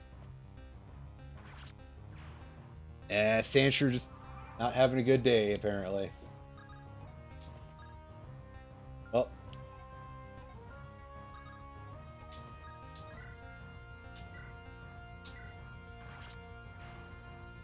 Pikachu, however, getting rewarded for doing something, I guess.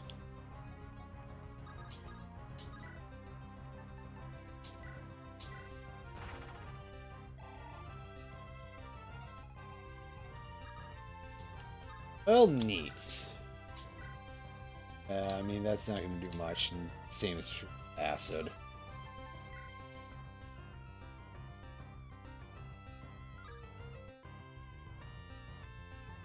On the other hand, we do at least get some experience out of it, so screw it, right? As well.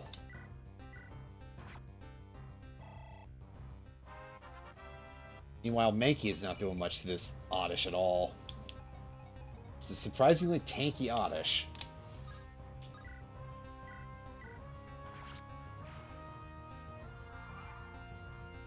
We disable that wall, and... Night Days! Wow. That's quite the move.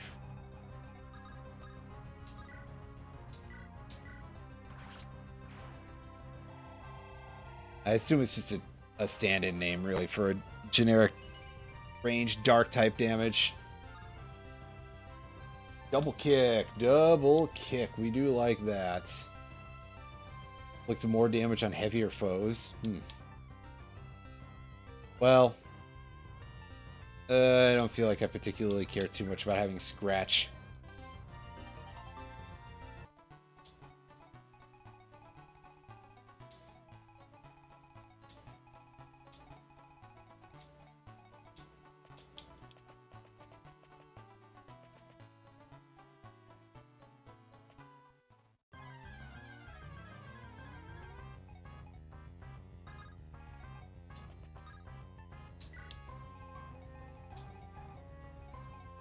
Alright, I see the Shorts kid is going to be over here, right?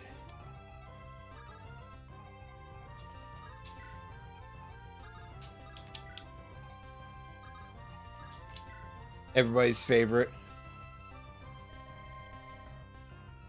Oh no, this isn't the shorts kid. What do you mean? Is this a bug catcher? Ah, I got ripped off.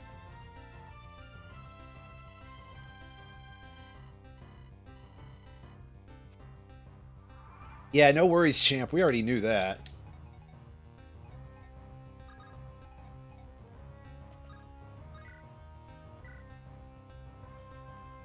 Caterpie has Gust for some reason. That's a little silly.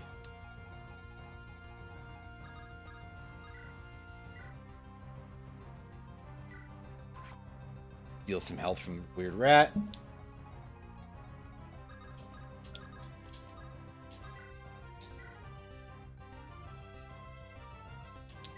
And if I horn in, quick poke and get to level 10.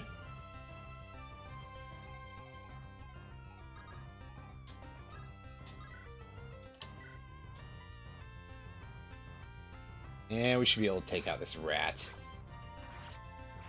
It's using a risk your own life type of move there. Some recoil. Just for some reason.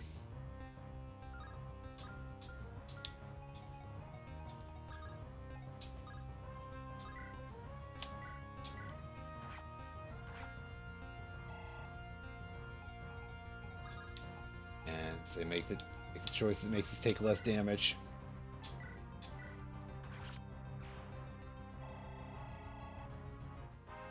Clear that out.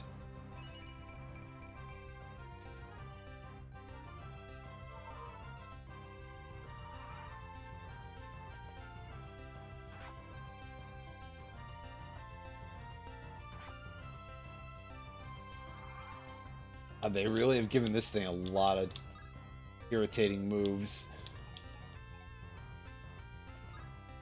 A lot more moves on this Pokemon than it usually has. Jeez. Get our health back there. Nice. Electrocute this rat. And not quite kill it. Oh well. On the other hand, Nidoran can finish off that Caterpie decently.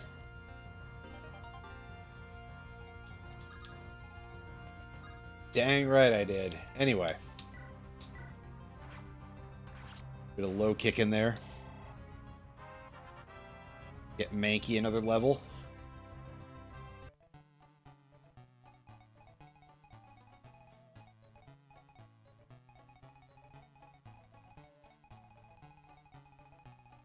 Pity about no more,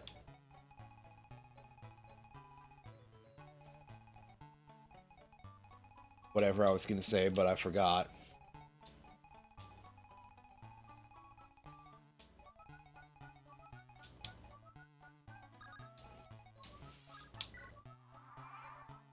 Anyway, let's just try to haul our asses over to Mount Moon, because there should be a save point over there, right?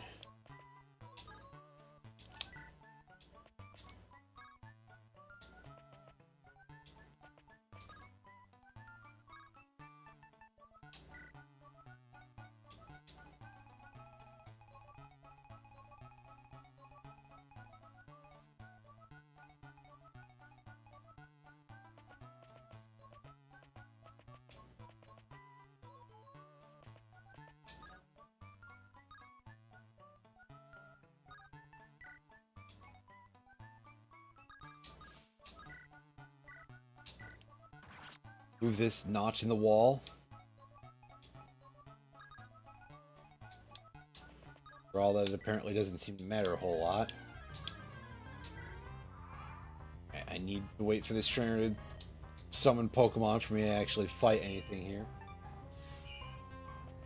You got a Jigglypuff and you've got a Vulpix. And I was like, what's that thing's name again? Right.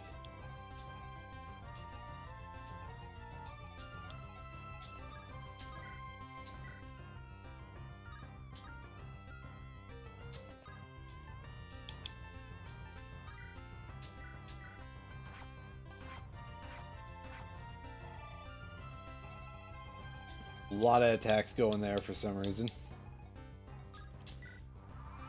Turn. Jigglypuff's like, I'm gonna headbutt you. I'm gonna headbutt you. I'm gonna headbutt you. Oh, Mankey's dead. Wow. Rude. Actually, totally to be expected, but hey. I mean, I have to be happy about it. Our water gun will finish that thing off nicely.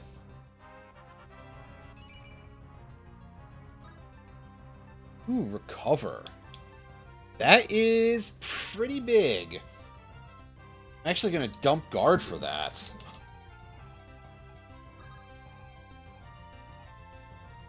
That'll let us stay nice in the, you know, in the trim and everything, right?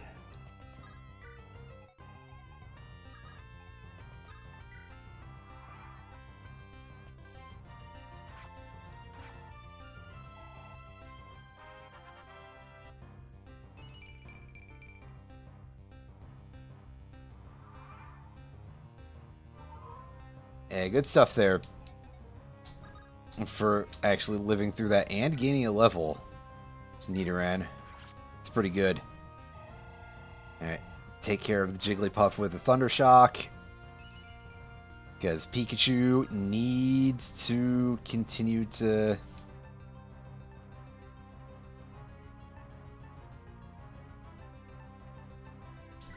Actually gonna dump Thunder Wave for that.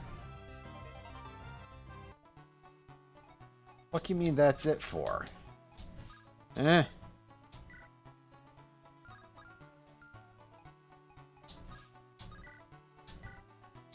Alright, well... Squirtle, remove that real quick.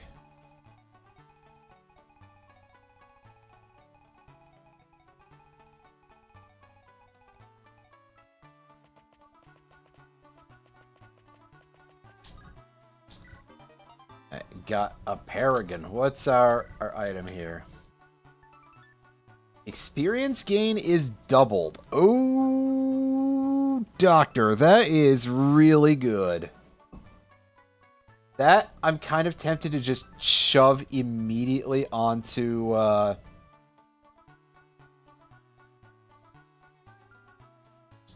Squirtle.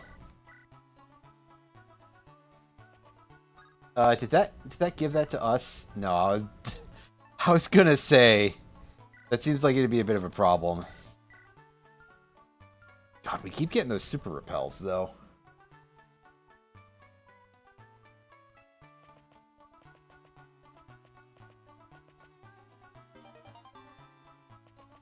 Got ourselves a berry. Yeah, we're gonna have to go through somebody here. Grid mode, and that has put our fellas into position here. Alright, so let's go ahead and take that, and any of the rest of these worth anything? I mean, Rock Tomb might have value, but for now, I will pass on that. That's something that I'd probably prefer to give to somebody else. And yeah, you know what? Squirtle, get yourself some double HP gain, because you are pretty cool. Yeah, I like that guy a lot. Eat some berry. And then we start moving everybody else into position here. And wait a bit. There he is, the shorts kid. Hi! I like shorts! They're delightfully comfy and easy to wear. They're using the slightly updated version of it, because it's unsurprisingly much more based on Fire Red and Leaf Green. But of course, we all know what the real Shorts Kid dialogue is. It's a lot shorter than that. And by a lot, I mean a word shorter than that. That's still something, isn't it?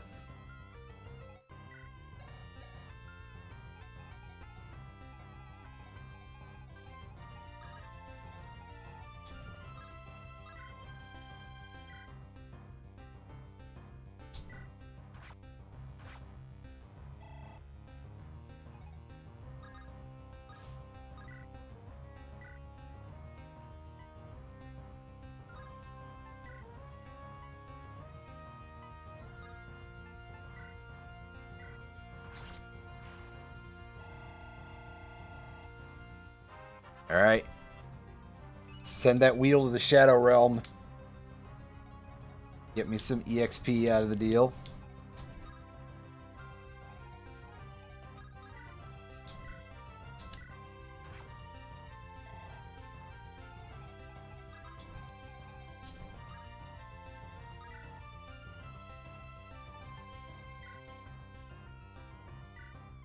Yeah, get in nice and close because anything that'll prevent us from doing some, prevent Weedle from doing counterattacks. Weedle, Caterpie. Interesting to see the mechanics unbind, though. Oh, jeez, we're gonna...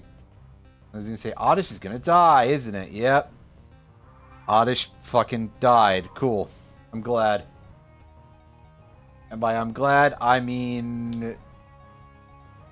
Damn. What was I saying before about how the battling here just feels like it has this incredibly high level of attrition? Because, oh boy, that's a pretty strong example thereof.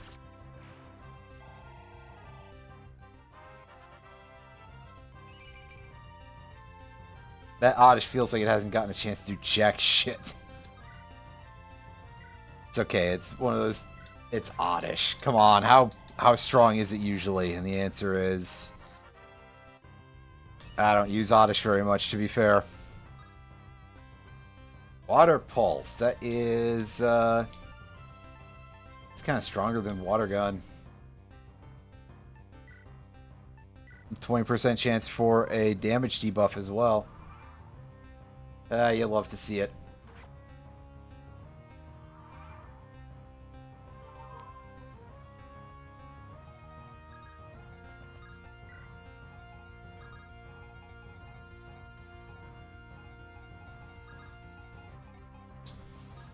Start over here and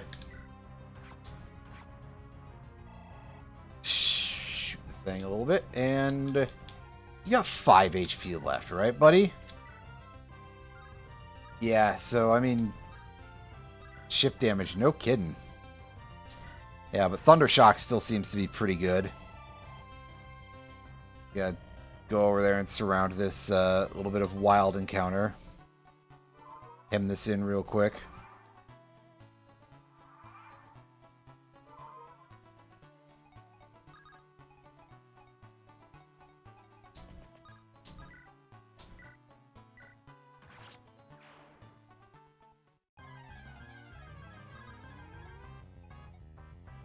Try to beat that thing before it can get in any sort of trouble for us.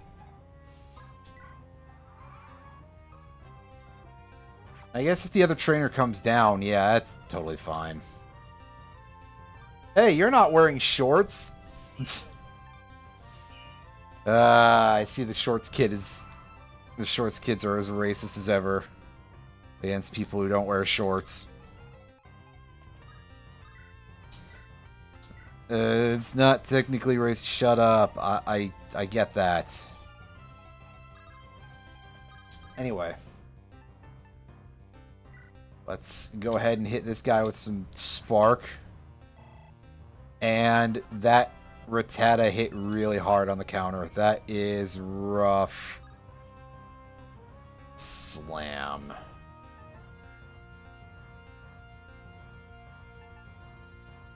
Well, I almost certainly don't need 2 of these, so...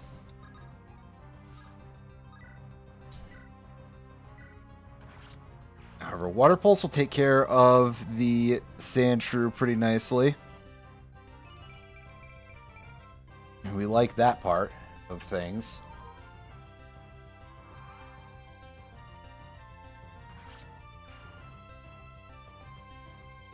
Even if we're not particularly big fans of how much our entire party is sort of getting its ass whooped slowly but surely here.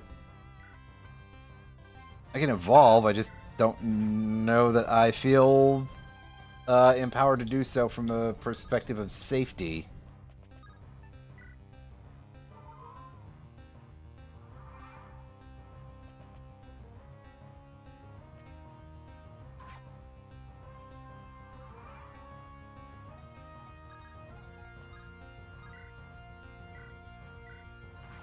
Yeah, gosh, this is stepping it up a pretty good amount. I mean, we're still gonna get out of here, but oh boy.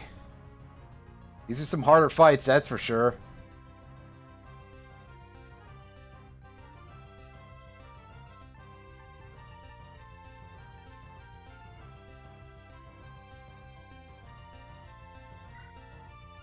Yeah, I'm not that interested in Horn Attack. Ah, shit. I was just sort of mashing out button a little there. Button! Well, that's Squirtle evolving into Wartortle. Nice chunk of defense. That might help us. This Ekans comes after us next turn and hits us with the old Leech Life.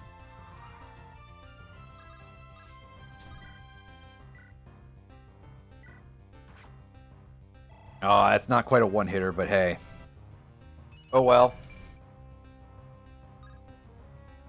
Mud Bomb. 2 range. I mean...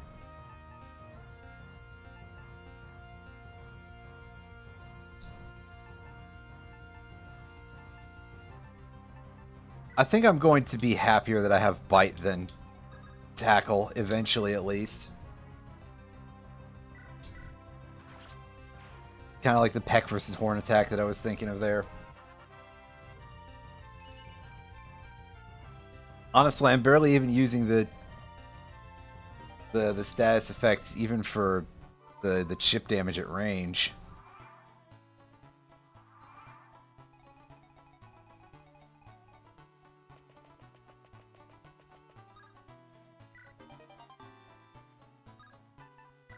Here, do I have anything to dump off? Yeah, hand over the berry.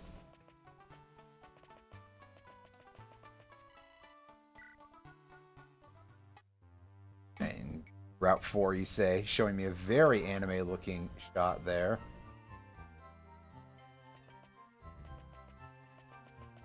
There's a Team Rocket dude there. I will deal with you later, but first,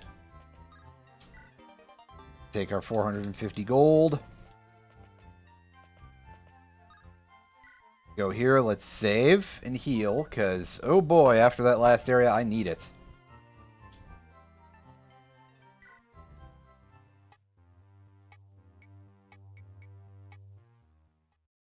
Let's find out what's up with Mr. Team Rocket guy. Swell Magikarp for just 2 grand. I've got enough money for that. Finally! I mean, congrats. Thanks, dude.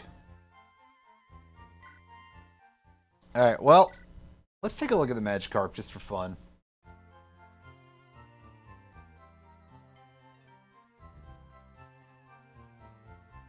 Just for funsies here. I'm sure it's going to be Magikarp. It's level 2. Ooh, that's a little rough.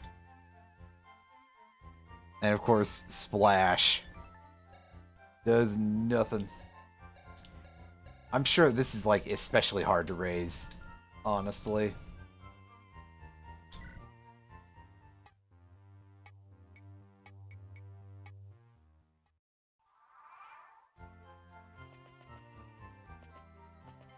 But hey, we're going to drop into Mount Moon here, and we're going to start a little bit on this.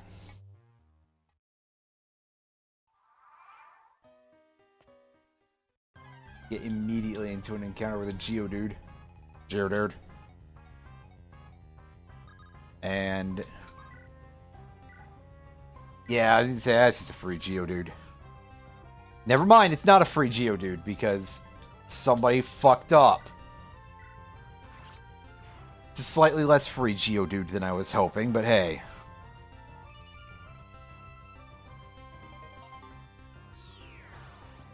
We learned Rolling Kick. And we capture ourselves a Geodude. We get an escape rope. Yay!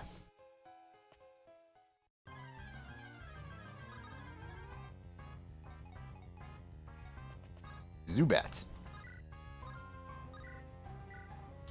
We can capture that thing with Spark, right? Yeah. See? Come on, Wartortle. At least one of us is honestly overachieving a little bit with that. Water gun. I don't know that I need that, but hey. Just end the turn. See what this kid summons. Yeah, you've got more bugs, huh? Always with the bugs. Eesh.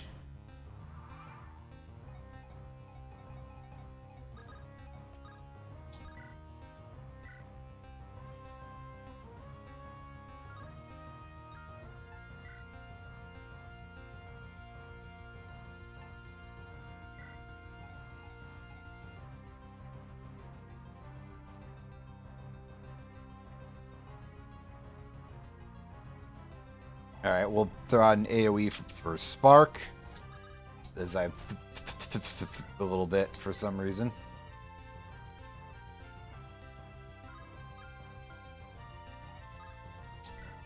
Alright. AoE Peck. Should severely cut down on the amount of bodies that we have to deal with in this area. Excellent. Bind. I think I might prefer acid in a case like that.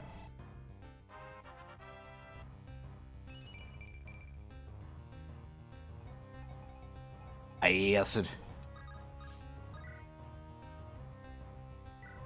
How's your...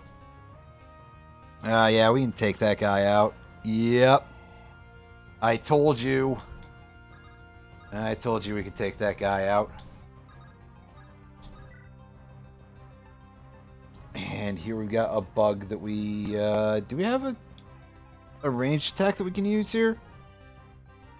God, most of our options are shit here, actually. Let's see. 6 damage Leer, 5 damage Poison Sting, 6 damage Magnitude, 6 damage for that. I'd prefer to try to land some status effects. Low kick, scratch. Double slap might actually get some potentially good amount of hits in. Yo, we got 5 hits. Unfortunately, it wasn't a kill, but it's always cool to land the 5-hitter, you know? That shit never happens, man. That's incredible.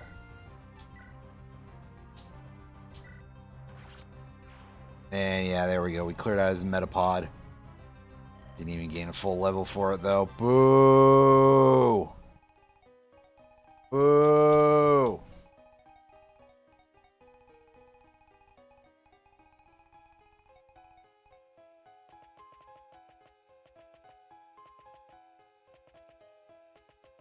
Guy up. We got a hiker over here. Stairway. We got this super nerd over here. I forget if that was exactly what trainer type he is, but in my head, that's always going to be super nerd. The super nerd. Boost your stats by 1 level's worth. Neat.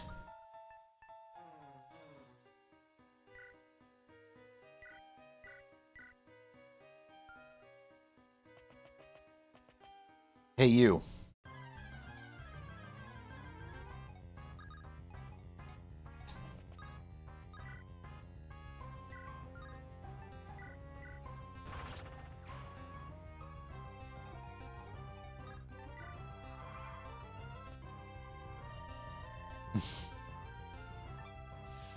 Well, too bad. And he's got some balls here. Balls. Balls, balls, balls, balls. Wait. That's something else. Anyway. Give this guy a pretty bad time here if we can. Or Turtle should be able to Oh, geez, not with that sort of accuracy. I was gonna say, even if we end up with the glancing blow there, that should be a kill. Almost a pity it's not worth a full level's worth of EXP, but hey.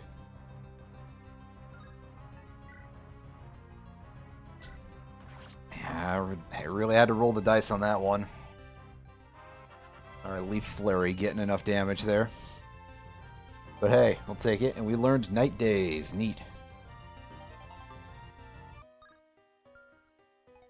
So now we've got us some Dark Element damage on Oddish. Care we don't walk right into that. We got Zubat over here. We got Zubaz. And we got some other trainer over there who is currently goofing off some description. Let's go take a look at what's in this area.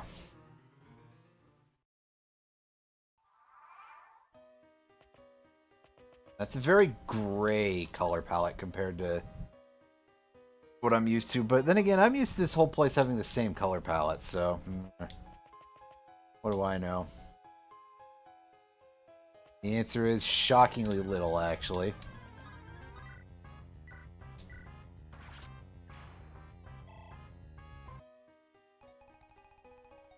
And meanwhile, that guy is on higher alert than usual because of the noise.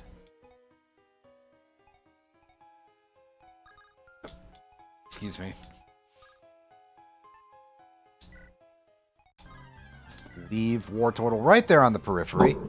That'll be fine, right?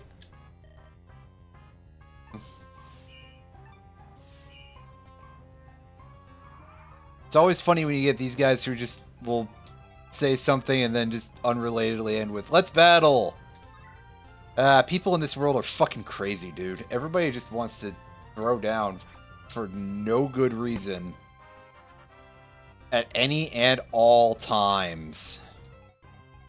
Jeez.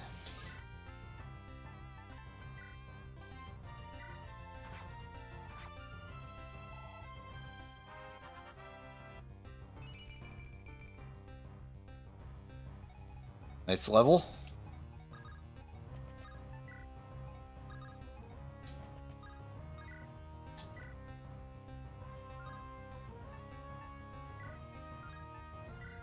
Night Days will have better accuracy. Yeah, you can see that the hit rate is really bad on things that are resisted. Obviously, it's not full accuracy because there's the glancing blow mechanics, but just it's interesting to see.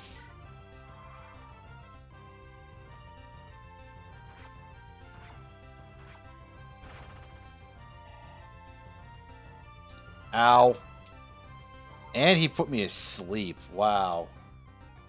What a bastard. What a bastard.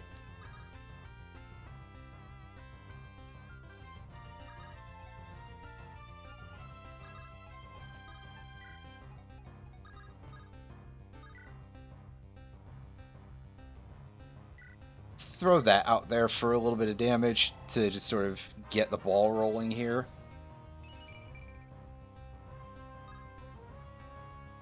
Mega Drain. That is just kind of a better absorb. I mean, hey, if you say so, guy, I will take just having a better version of an existing move. And then we'll take out the Paris. And this guy gives me a useful tip of, hey, I read the map one time. Good for you, buddy. Parents must be really proud of you for reading a map one time.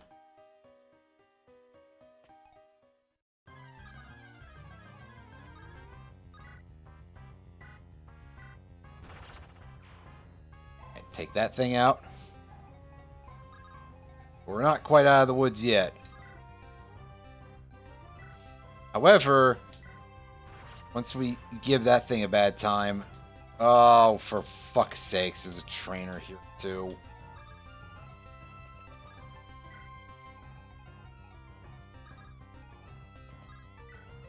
Of course. Rand McNally. Yeah, that is the correct name, is Rand McNally. Imagine naming your child Rand. I can't imagine that makes them, like, mentally healthy, you know? Something about how there's an example of that in this. Anyway, you guys get the joke, I think, probably. At least one person does. And knowing me, it's gonna be the person who gets, like, the most derangedly angry about it possible, and I'm gonna be sitting here like, don't start getting Canadian. I know that you have a strong tendency to be like, oh, I guess I gotta apologize. Don't fucking do it. Anyway, the name for that was Randy McNair. Is it different? That's so odd. But hey,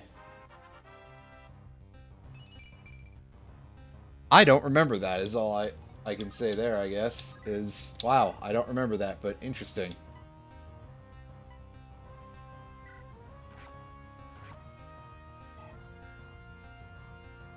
I mean, I don't remember, that's all. Then again, I have difficulty remembering a lot of things, to be fair, so that may not necessarily mean much in the long run.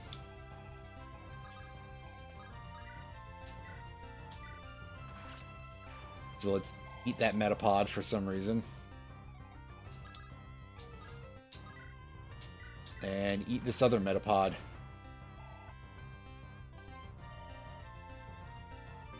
Why does this guy have so many Metapods? That's a Pokemon choice, alright.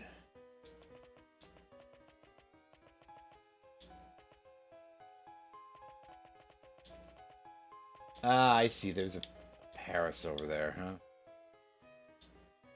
huh?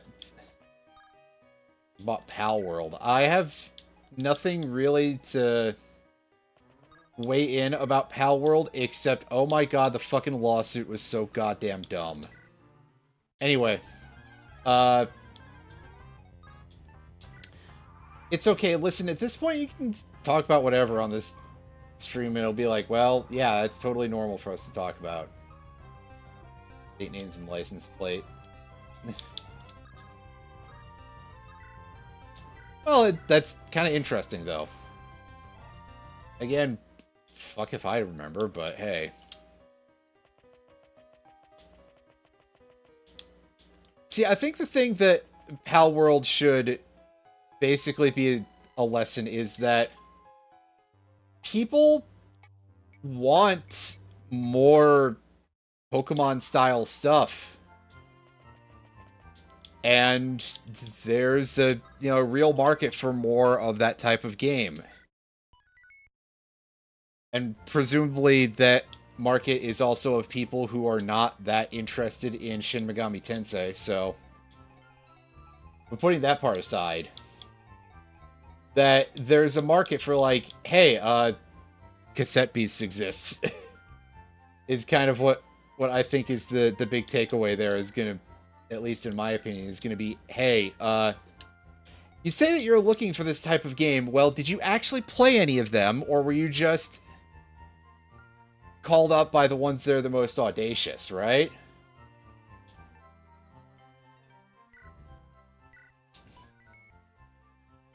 Pokemon just, they start yelling at you like they're all Jack Frosts. My immediate thought there was like some sort of weird joke about Digimon, but listen, the only thing I can say about Digimon really is just like, hey, if Digimon is going to be known specifically for one thing, and that one thing is, well, anime titties. Anyway. Am I wrong? Probably yes, but I digress. I was gonna say, unless you mean they all start calling me a hoe, in which case, well...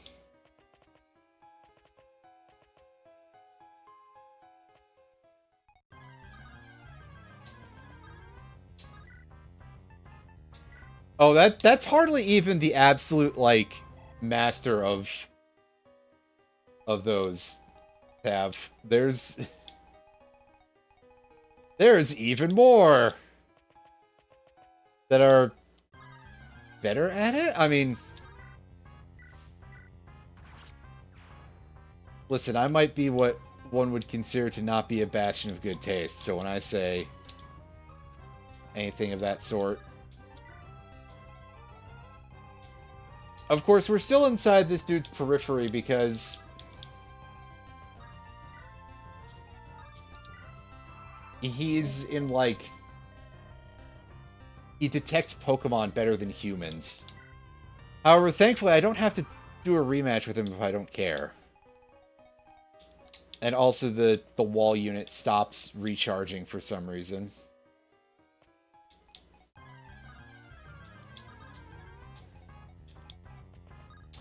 So as soon as we're out of his Porphyry node there, we are able to surround this hiker who we haven't fought yet.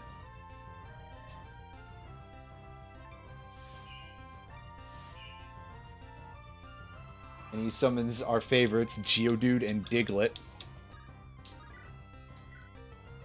Unfortunately, that Diglett is going to have a bad time. That's actually sort of a thing that I think is kind of a good idea. At least on paper. There's probably a certain extent to which it starts to get, like, a problem. Oh, it lived with 1 HP. It probably has, like, Sturdy as an ability. It would, wouldn't it? Well, here, take your 1 damage and go.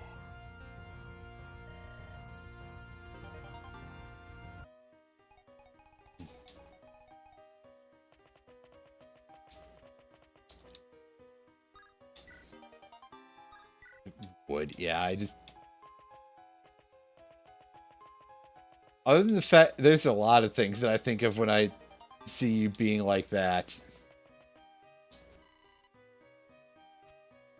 One of them, of course, is Wild Woody, because, obviously, why would I not think of that at least once in a while? Once per year, I have to come over here and remind you of Wild Woody. And the other one is thinking of the meme where it's like a book cover that says identifying wood or something like that. And it's just the guy looking at it and the text under it that says, yep, it's wood.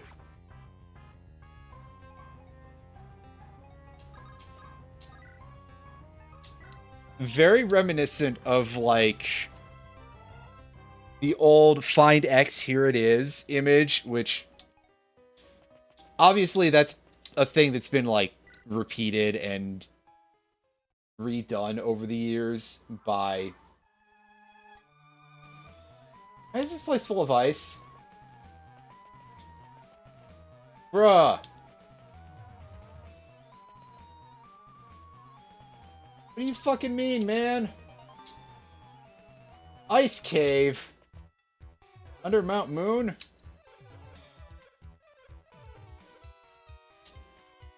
What a load of punk bullshit, man.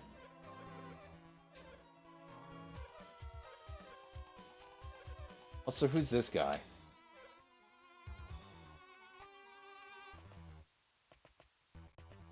Oh, I forgot what I was... Yeah, so that, like, Find X, Here It Is image macro, that's gotta be one of the, like, most repeated things that I've seen throughout all of the history of the internet, basically.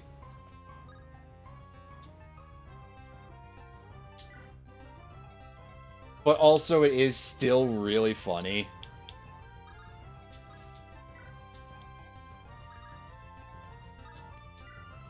It is also the first, like, very specific image macro of that sort that I can think of that I remember very specifically. Like, that's a thing that kind of predates lolcats, which is a level of, oh my god, that is so wretchedly old that is kind of incredible, really.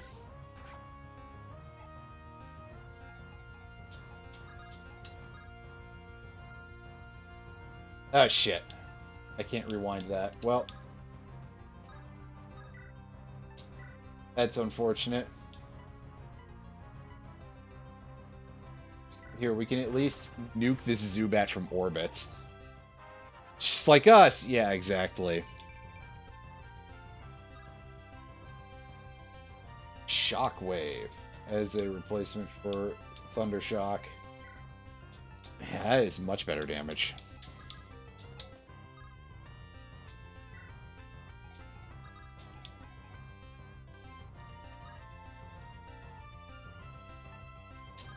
Okay, let's attempt to horribly mangle this Paris and maybe capture it in the process. Hey, nice. Yeah, that's typically a bad idea to start with that right off the bat.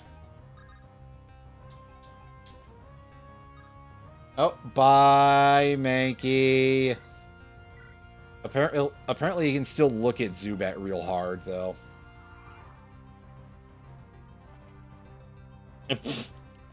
And off goes the Clefable, just like, I'm out of here.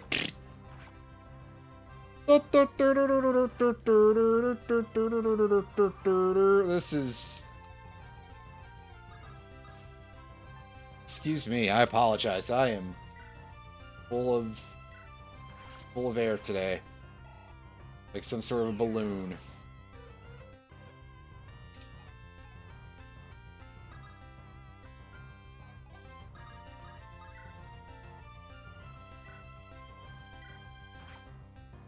Ah, damn it.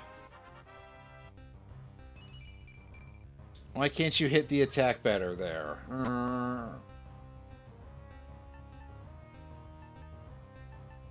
Okay, well, Dig doesn't seem to have any special effects. It's just that.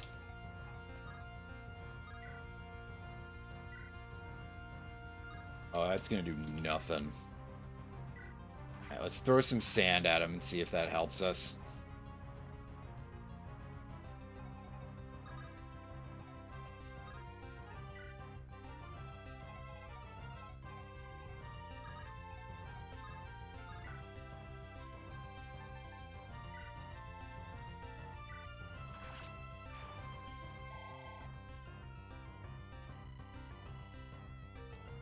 And meanwhile, this Clefable has no aura left. Something, one of those terms that the children's use, I guess.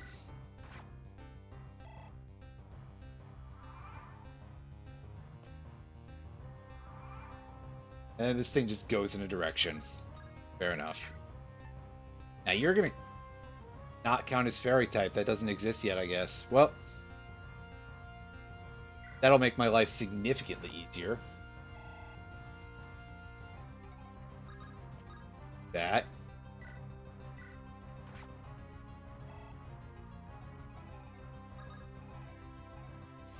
Lastly, we send Wartortle over here to finish things off. And presumably gain not even a full level's worth of experience there. That's a shock. But it's enough to gain a level.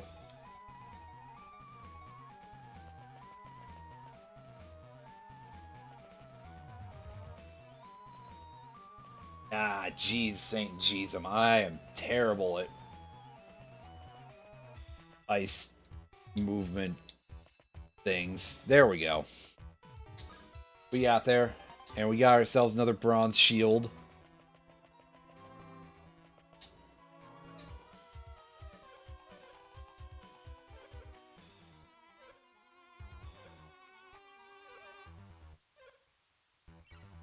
Hey, I found your escape rope. There you go, Bill. Bill! You hear either your CPU or GPU. That's, sounds a bit worrying, but...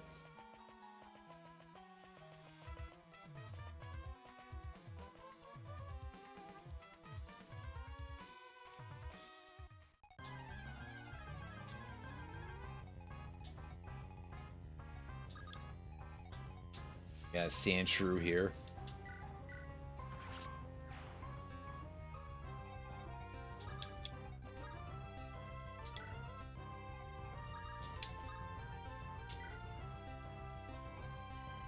Get these guys out the way. At which point this Team Rocket grunt comes over here. Hey, boss! We got... He summoned all of these goofballs over here.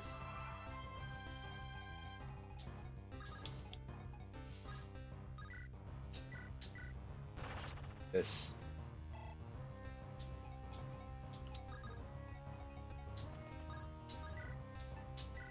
And this guy should go down at 1, too, yeah. That perfect accuracy on Shockwave, that's pretty good. Oh, good for you, dude. I don't care if you're mad. Fuck you mean it's not safe to move?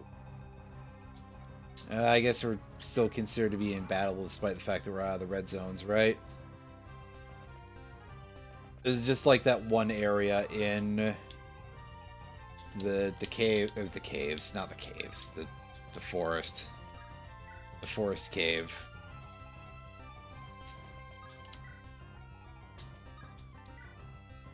Hey, take that.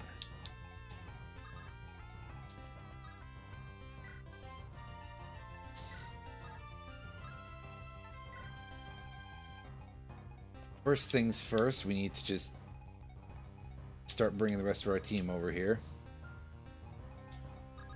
Here, take the TM. You got a karate chop. Neat.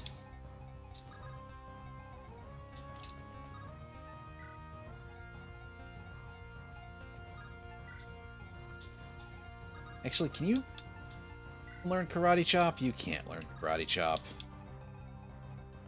Dang it.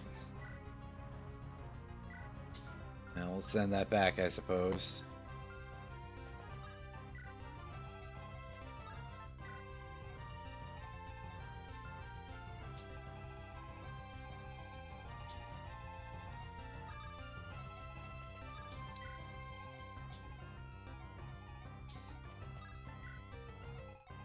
Let's move these guys up.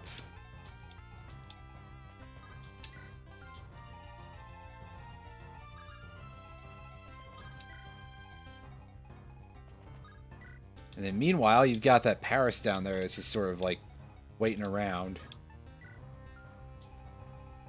Like it's a part of the gang too, right? Like Team Rocket hired this weird bug to come over here and try to kick your ass. Go Team Ant! Wait, no, sorry, wrong game.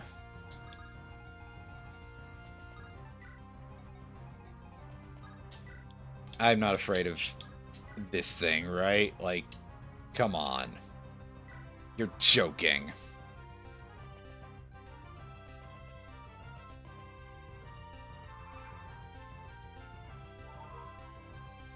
Although there is a cave wall down there. That thing is, not coming in as fast as I'd like it to. But we can evolve Nidoran Male up to Nidorino. Well, hi diddly ho there, Nidorino. Wait.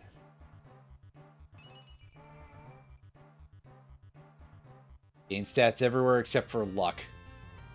This isn't a Pokemon that's allowed to be lucky. It's kind of going... Rrr. I'm just some guy. Fight. Ooh, yikes. Yeah, no, let's not... Let's not put this guy anywhere near that thing. Razor Leaf? Shit, no. Ugh.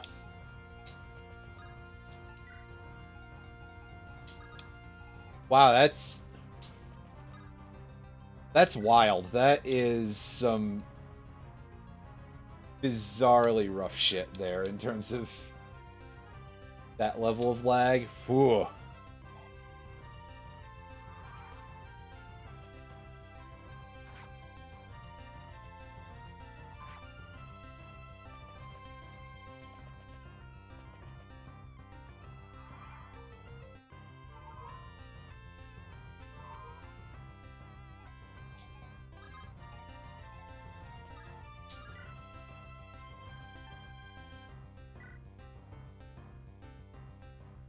Alright, let's get in on this thing with some rolling kick.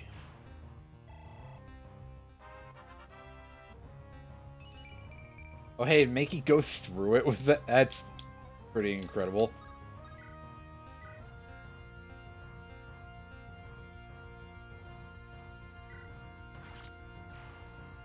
And we tear that thing to pieces.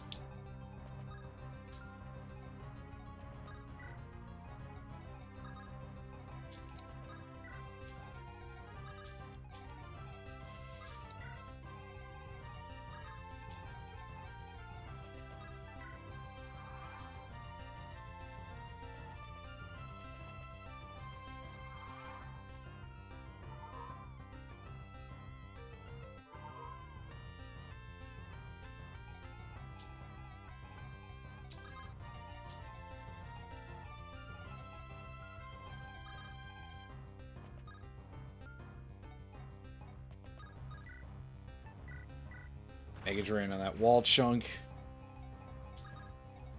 No, we probably don't need to.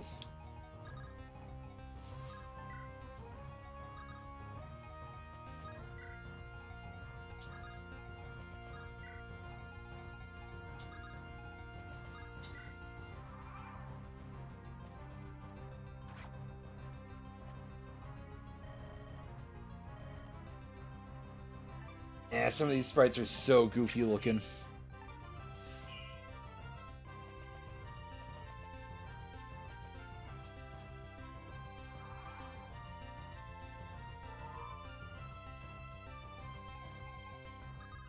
Yeah, and that thing is about to spew out a random Pokemon pretty soon. Yeah, so we go through an enemy when we use the rolling kick on them. That's pretty cool. Like that.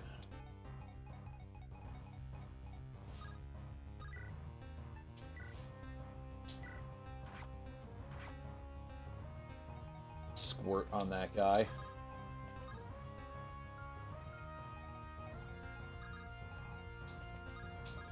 We don't say that. Anyway. And have Oddish clean things up here.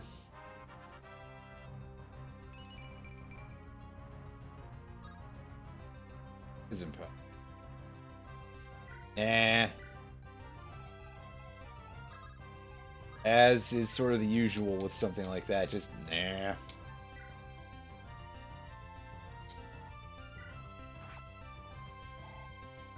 Alright, we got some good damage. Now, Sandshrew, you should be able to clear this thing out, right? Yeah. I was waiting to be disappointed on that last little bit of RNG, because it has happened a non-infrequent amount of times.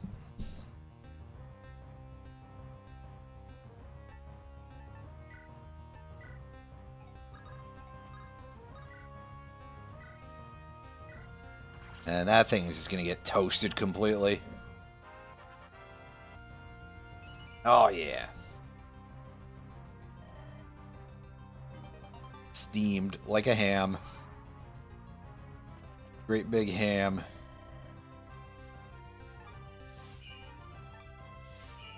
I see. I see what you're about, guys. I get the reference. This is what the reference.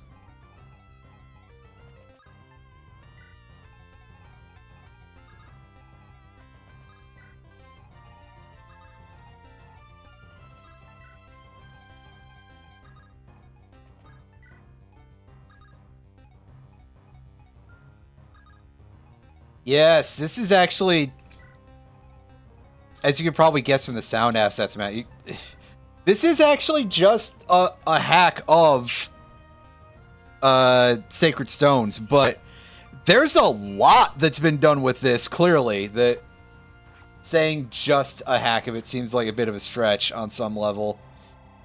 Oh, geez. Careful, Mankey. Don't get beaten up too badly here, because my opportunities for much of anything here, I would have to go and heal. Yeah, oh, Mankey's poisoned too, even. That's rough. That's fine. Just eat some berry.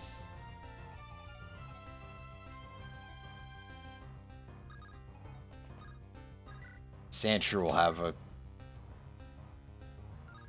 Bruh. Is it because it has Levitate? Let's... This. Immune to ground moves. Ew. Yeah, of course it can't be captured because it's owned by a trainer. I mean, it makes sense. It just doesn't make me very happy to see it.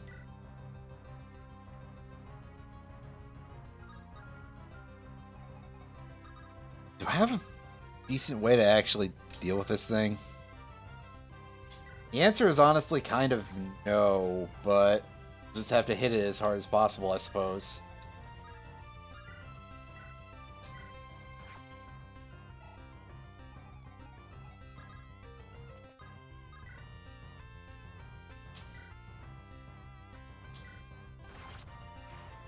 And I mean, yeah, that's more than I was expecting for hard as possible, to be fair, but works for me. Works for me.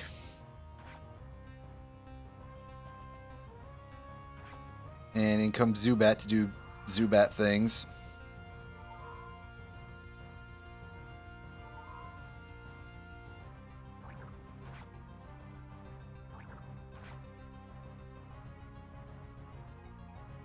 I feel like I gotta sneeze.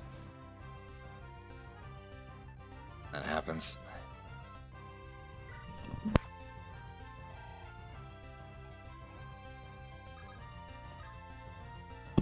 Ow. Well. Yeah, that'll clean that thing up nice and proper. Get Wartortle over here. I guess technically we can talk to the... Okay, no, I have to get over here. Pardon me. Do that correctly.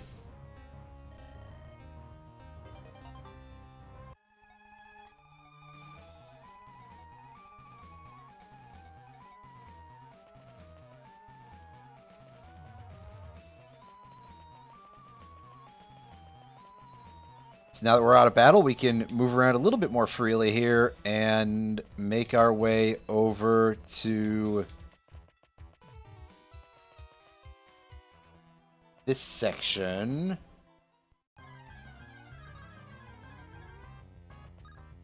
Where we have a Zubat to deal with, and then crack open the wall behind it. Or at least, stop the... However you want to refer to the idea of stopping this spawn point. But, there we go. Alright, so now we've got another super nerd over here.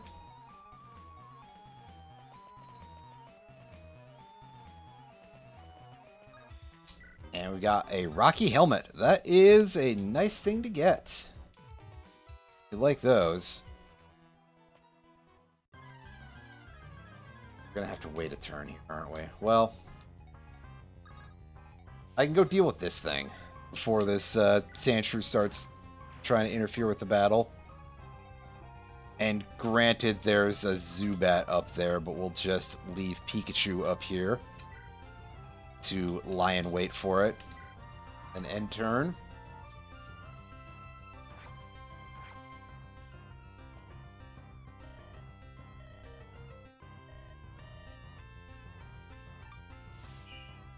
Yeah, you're not giving us a fossil anymore because of reasons of you not having one, I guess.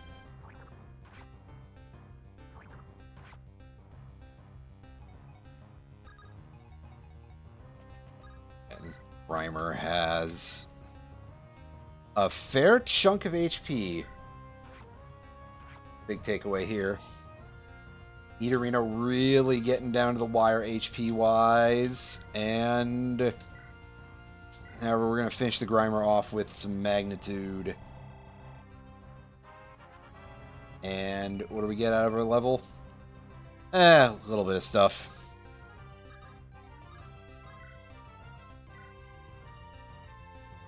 Rolling kick. This Clefairy is a little too sturdy for us to take out in a single turn, but maybe with some other contributions coming in here. Yeah, that'll definitely do it. Alright, well that's the Super Nerd dealt with. Bit of a shame about your fossils, buddy, but unfortunately I can't do anything about that. Jeez, Retro, that was, that's a bit of things that happened to you there. What an incredibly strange turn of events. And a sentence that I think very few people have ever said in their entire lives. That's video games for you, really.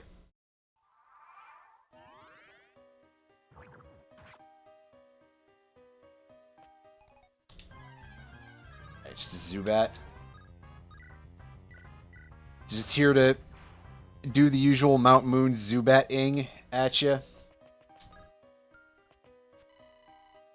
Yeah, that's about what I expect out of that sort of thing.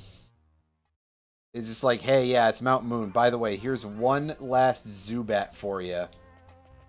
For the road. And we got the Sniper ability. Get some berries.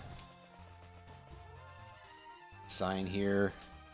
Can only own up to 150 Pokemon at a time. Fair enough.